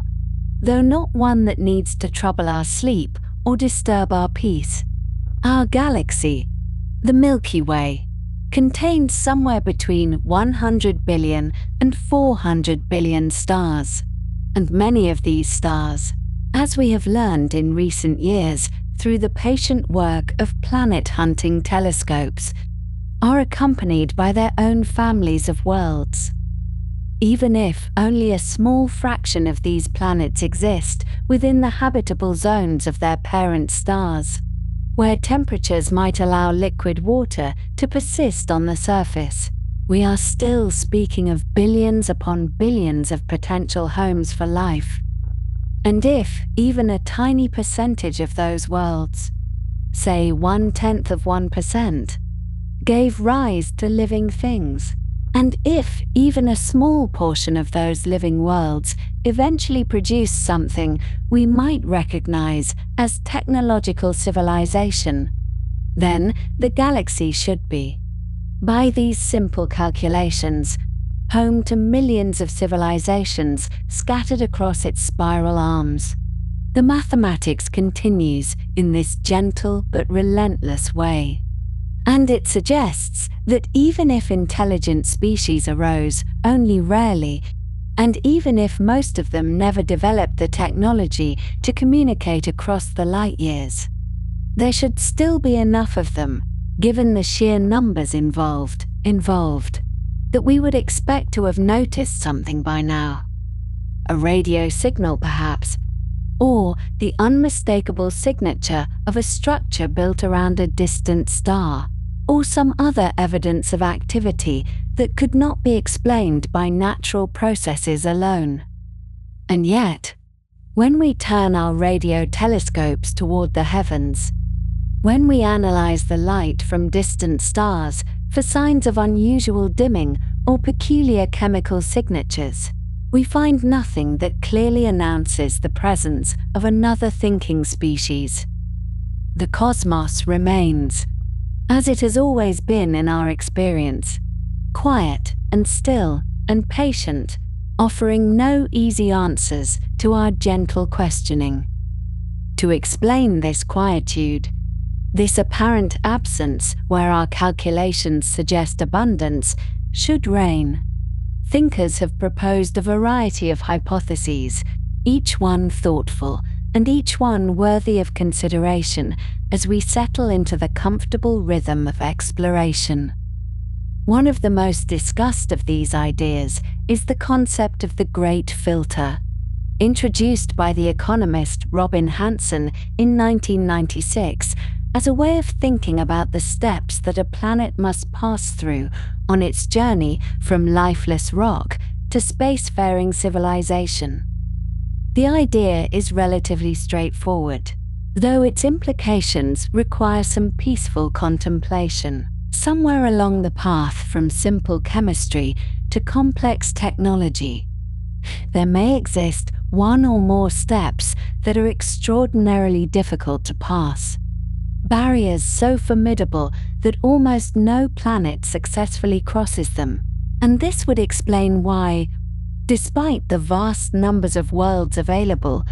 the universe remains so still. The comforting uncertainty of the Great Filter lies in the fact that we do not know where it is located along this path. It might be behind us, meaning that one of the steps we have already passed, perhaps the emergence of life from non-life, or the transition from single-celled organisms to complex multicellular creatures, or the development of intelligence itself, was far more improbable than we assumed. A cosmic lottery that we happen to win through no particular virtue of our own. If this is the case, then the filter has already done its work, and we find ourselves on the far side of the greatest obstacle, with the path ahead open and inviting.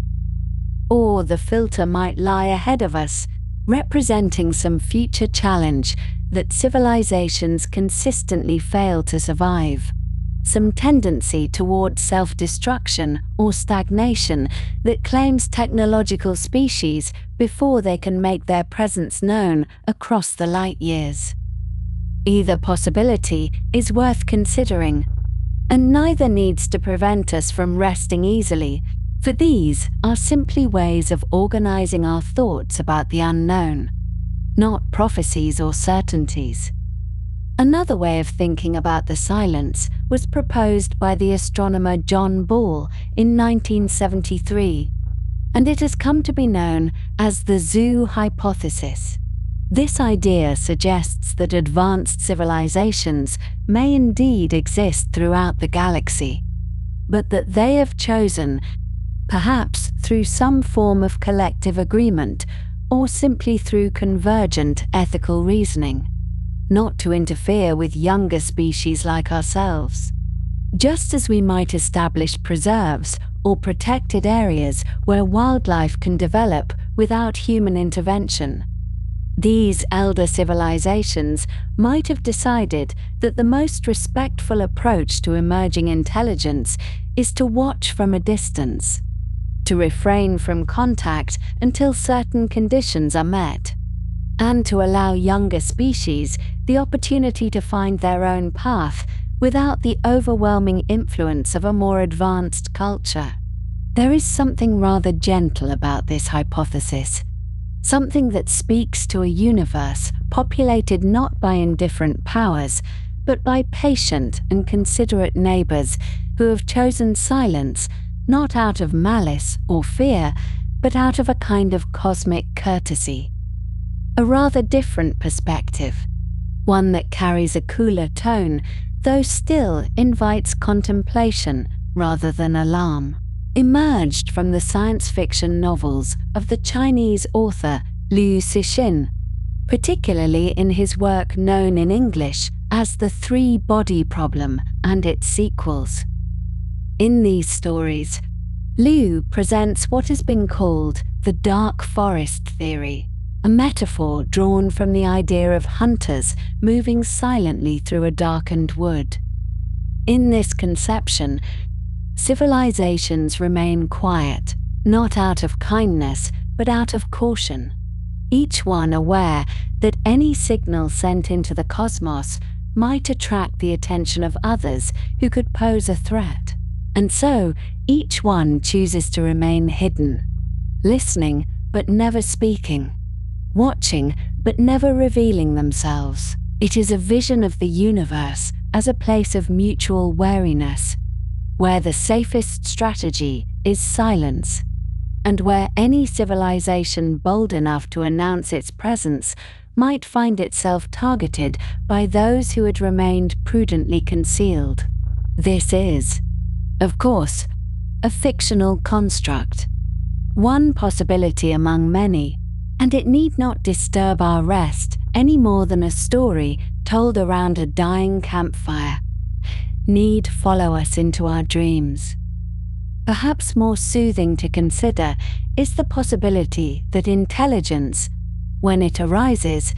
commonly turns inward rather than outward, finding within its own capacities and creations all the wonder and challenge it needs, without any particular desire to send signals to the stars or to venture physically into the void. A civilization might develop virtual realities of such depth and beauty that the physical universe seems pale by comparison, and its members might choose to spend their existence exploring inner worlds of infinite possibility rather than the cold and radiation-soaked spaces between the stars. Or a species might construct what we call a Dyson sphere, a vast structure surrounding its home star to capture all of that star's radiant energy. And in doing so, it might become essentially invisible to outside observers, its waste heat the only signature of its existence, easily mistaken for a natural phenomenon or simply too faint to detect. These possibilities remind us that existence takes many forms, and that a universe rich with intelligence might still appear silent to our instruments simply because that intelligence has chosen modes of being that we cannot recognize or measure. We must also consider, as we let these ideas wash over us like gentle waves, the simple but profound constraints of distance and time. When we speak of communicating with other stars, we are speaking of intervals so vast that they challenge our everyday intuitions. A radio signal sent from Earth toward Proxima Centauri, the nearest star to our own sun, would travel at the speed of light, the fastest speed that information can move through the universe, and yet it would still require 4.24 years to arrive. Any response, assuming someone was there to receive our message and willing to reply, would take another 4.24 years to return, meaning that the simplest exchange of greetings would span nearly a decade. And Proxima Centauri is extraordinarily close by cosmic standards, a near neighbor in a galaxy that stretches 100,000 light-years from edge to edge. A signal sent to a star on the far side of the Milky Way would not arrive for 100,000 years, and the reply would not reach us until another 100,000 years had passed. A round-trip communication time of 200,000 years, longer than modern humans have existed as a species. When we consider these timescales, the silence of the cosmos begins to seem less like a puzzle and more like a natural consequence of the universe's vastness. Civilizations might rise and flourish and eventually fade, each one a brief flicker of awareness in the cosmic night, and the light years that separate them might be too great for any signal to bridge during their overlapping lifetimes. Imagine fireflies blinking in a summer meadow, each one glowing for a moment before falling dark, and you begin to have a sense of how civilizations might pass without ever knowing of each other's existence, their signals traveling forever outward but arriving always at empty worlds or at worlds whose inhabitants have long since departed the stage. This is not a tragic thought, but simply an observation about the nature of time and distance. And it suggests that the cosmos might be full of stories we will never hear. Not because they were never told, but because they were told too far away or too long ago for their echoes to reach us. In 2018, a group of researchers, including Anders Sandberg and Stuart Armstrong, published a paper that took a careful and methodical approach to the question of cosmic solitude,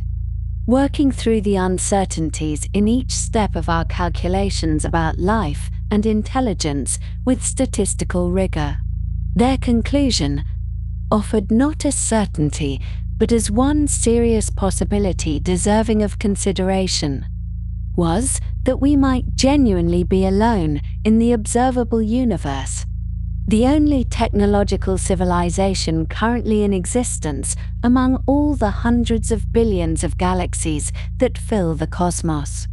This might sound at first like a lonely thought, but the researchers presented it not as tragedy, but as a neutral statistical possibility, one outcome among many that the mathematics allows. If certain steps in the emergence of intelligence are improbable enough, if the path from chemistry to technology is narrow enough, then it is entirely possible that we are the first, or the only,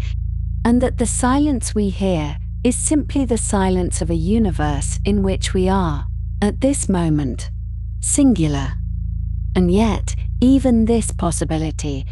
this idea of cosmic solitude, need not trouble our thoughts as we drift toward sleep. The universe remains what it has always been, beautiful and vast and patient, and our place within it is no less meaningful for being rare or common, no less wonderful for being shared or solitary. The theories we have explored tonight are simply ways of organizing our uncertainty, gentle frameworks that help us think about what we do not know without becoming overwhelmed by the enormity of the unknown. The silence of the cosmos might be explained by great filters, or by zookeeping civilizations, or by dark forests, or by inward-turning minds, or by the simple arithmetic of distance and time. Or it might be explained by something we have not yet imagined, some possibility that will occur to a thoughtful mind decades or centuries from now. For tonight,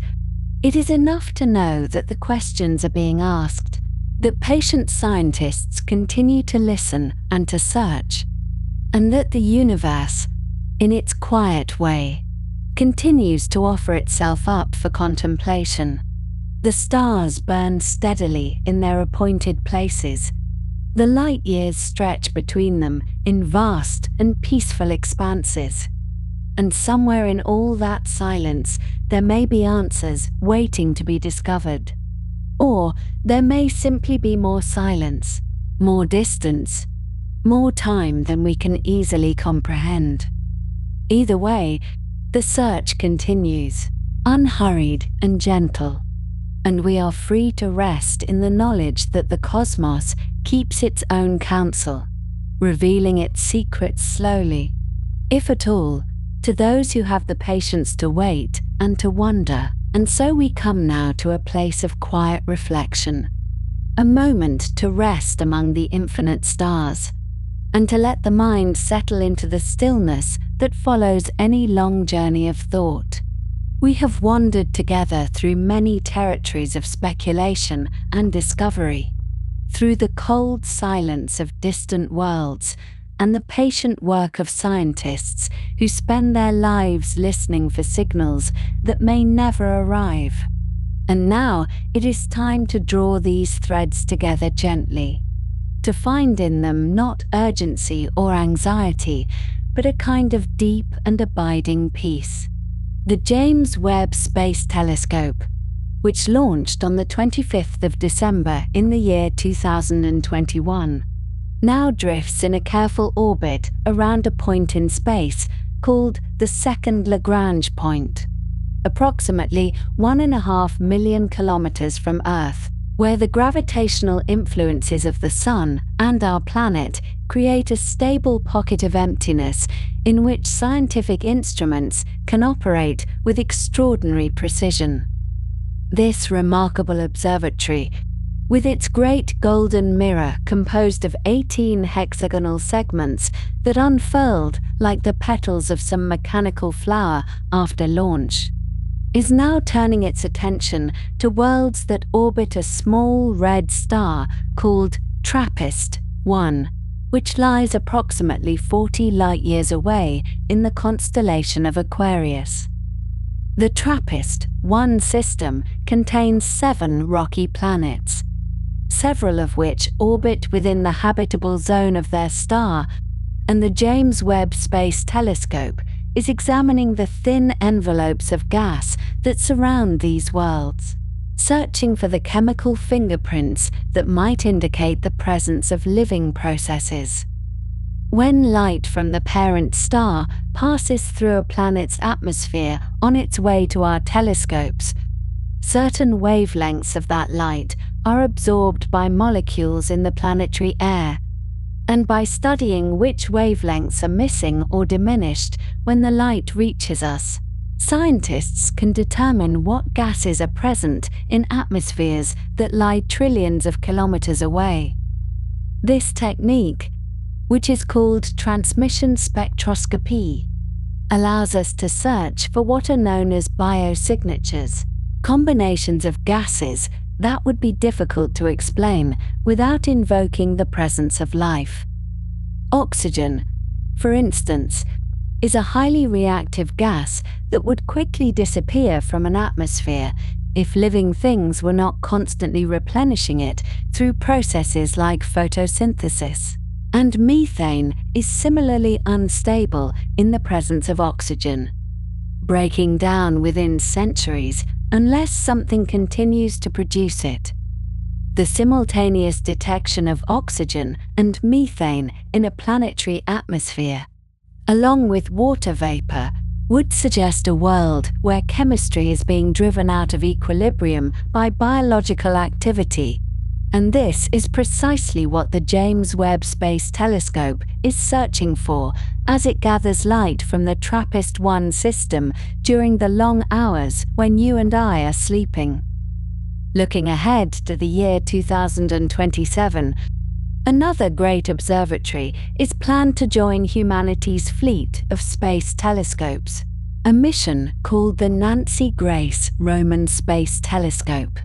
named in honor of the astronomer who championed the cause of space-based astronomy within NASA during the 1960s and 70s. This telescope, with a primary mirror the same size as that of the famous Hubble Space Telescope, but with a field of view nearly 100 times larger, will survey vast regions of the sky with unprecedented clarity, discovering thousands of exoplanets through a technique called gravitational microlensing, in which the gravity of a foreground star briefly magnifies the light of a more distant star, revealing any planets that orbit the nearer one. The Roman Space Telescope will also carry a coronagraph, an instrument designed to block out the overwhelming glare of parent stars, so that the faint light of orbiting planets can be directly observed.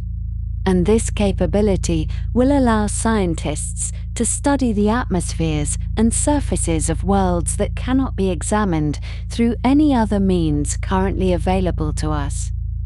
These efforts in space are complemented by programs here on Earth, including the Breakthrough Listen initiative, which was established in the year 2015 with funding from the entrepreneur and physicist Yuri Milner. This project, which represents the most comprehensive search for extraterrestrial intelligence ever undertaken, is surveying 1 million nearby stars, the entire plane of our Milky Way galaxy, and 100 neighboring galaxies,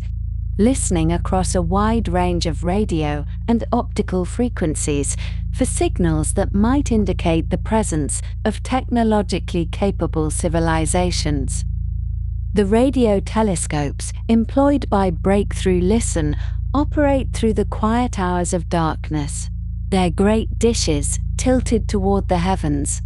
collecting electromagnetic whispers from distances so vast that the signals they receive may have been traveling through space for thousands of years before reaching us. The computers that analyze these signals search for patterns that would be difficult to explain through natural astrophysical processes. Narrowband emissions or regular pulses or other mathematical regularities that might suggest the presence of intention behind the transmission. And while no confirmed detection has yet been made, the search continues with a patience that mirrors the patience of the cosmos itself. Whether or not we ever find others in this vast universe, it is worth pausing to consider what the search has already taught us. What gifts of understanding have come from the long effort of looking outward and asking whether we are alone? We have learned that the chemistry of life, the chemistry of carbon and hydrogen and oxygen and nitrogen, is not peculiar to our planet, but appears to be woven into the fabric of the universe itself. The same atoms that compose our bodies are found in the clouds of gas that drift between the stars, and complex organic molecules, the building blocks from which living systems might assemble themselves, have been detected in meteorites and comets and in the atmospheres of distant worlds. The chemistry that gave rise to life on Earth is not a local accident, but a universal phenomenon, occurring wherever the conditions are suitable, which appears to be very nearly everywhere we look. We have learnt, too, that planets are common, far more common than anyone suspected just a few decades ago, when the only planets known to humanity were the 8 that orbit our own sun. Now we know of thousands of worlds circling other stars, and statistical analysis suggests that nearly every star in the galaxy hosts at least one planet, which means that the Milky Way alone contains more planets than there are grains of sand on all the beaches of Earth. Among these countless worlds are billions that orbit within the habitable zones of their stars, where liquid water might persist on rocky surfaces. And though we do not yet know how often such worlds give rise to living things, The sheer number of opportunities for life to emerge is a source of quiet wonder. We have learnt that the conditions for life appear everywhere, that water is abundant throughout the solar system and beyond, that energy sources capable of driving biological chemistry exist in unexpected places, and that the universe is far more hospitable than it once seemed when Earth appeared to be a lonely oasis in an infinite desert of sterility. These discoveries have not diminished us, but have expanded the context within which we understand ourselves, revealing that we are part of something immeasurably larger than our small blue world, participants in a cosmic story that has been unfolding for nearly 14 billion years. The astronomer Jill Tarter, who devoted her career to the search for extraterrestrial intelligence and served for many years as the director of the Center for SETI Research, once reflected on what this search reveals about our place in the universe. She observed that we are made of star stuff, that we are a way for the cosmos to know itself. And in these words, she captured something profound about the relationship between consciousness and the physical universe from which consciousness arises. Every atom of oxygen that we draw into our lungs with each gentle breath was forged in the nuclear furnace of a star that died before our sun was born, scattering its elemental creations across space in a great flowering explosion that seeded the clouds from which new stars and planets would eventually form. The calcium in our bones, the iron in our blood, the carbon that forms the backbone of every organic molecule in our bodies. All of these were created in the hearts of ancient stars, or in the cataclysmic final moments of stellar death. And we carry within us the physical legacy of generations of stars that lived and died across billions of years of cosmic time. In this sense, when we look up at the stars on a clear night and wonder whether other minds might be contemplating the same questions from distant vantage points, we are participating in an act that the universe has been preparing for since the first hydrogen atoms coalesced from the primordial plasma in the minutes following the beginning of time. We are the universe becoming aware of itself, atoms arranged in patterns complex enough to wonder at their own existence. And whether or not we ever make contact with other such arrangements elsewhere in space, the search itself is a worthy expression of what consciousness can do when it arises in a cosmos rich with mystery. And so the search continues as you drift toward sleep, carried on by those who watch and listen through the long hours of darkness. Radio telescopes stand silently in remote deserts and on high mountain plateaus, their great dishes slowly tracking across the sky as stars wheel overhead, collecting the faint electromagnetic murmurs that have traveled across light years of emptiness to reach us. Rovers roll with patient deliberation across the ancient seabeds of Mars, their wheels turning slowly over rust-colored stones that may once have rested beneath shallow Martian seas, their instruments analyzing rock and soil for traces of past life. Spacecraft sail through the outer reaches of our solar system, bound for moons where hidden oceans may harbor forms of life unlike anything we have ever imagined, carrying instruments designed to sample the geysers of Enceladus or pierce the icy shell of Europa.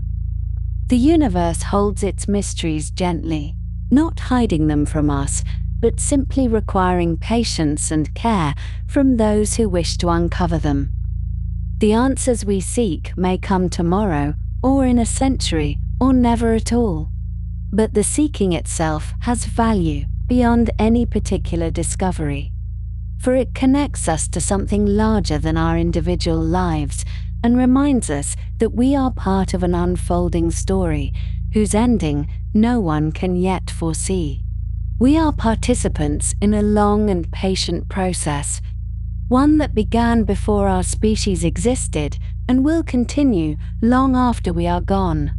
And there is comfort in knowing that the questions we ask are part of a tradition that stretches back to the first humans who looked up at the night sky and wondered what those points of light might be. Let your breathing slow now, and let your thoughts drift like clouds across a darkening sky. The stars that shine above you tonight are the same stars that ancient peoples named and tracked and wove into stories. The same stars that later generations studied with telescopes and spectroscopes and orbiting observatories. And they will continue to shine long after all of us who gaze upon them now have returned to the cosmic dust from which we briefly rose. There is no urgency in this search, no deadline by which answers must be found. Only the quiet persistence of curiosity, doing what curiosity has always done, reaching toward the unknown with patience and with hope. The universe is vast beyond comprehension, filled with more stars than any human could count in 1,000 lifetimes. And around those stars orbit worlds beyond number, some blazing with heat and others frozen in eternal darkness. And perhaps, somewhere among them, other beings rest beneath other skies and wonder about us as we wonder about them. Or perhaps we are alone, the only place in all this immensity where matter has organized itself into patterns capable of asking questions about its own existence. And if that is so, then we carry a responsibility to cherish and protect this rare and precious phenomenon we call life. But these are questions for waking hours, and now is the time for sleep. Let the mysteries of the cosmos wrap around you like a blanket woven from starlight, and take comfort in knowing that the search continues even as you dream. The radio telescopes are listening, the space telescopes are watching, the rovers are exploring, and the great conversation between humanity and the universe goes on without pause. Patient and persistent, and filled with a hope that requires no certainty to sustain it. You are made of star stuff, as is everything you have ever known or loved. And you are part of the long unfolding of the cosmos, a way for the universe to know itself, resting now among the infinite stars.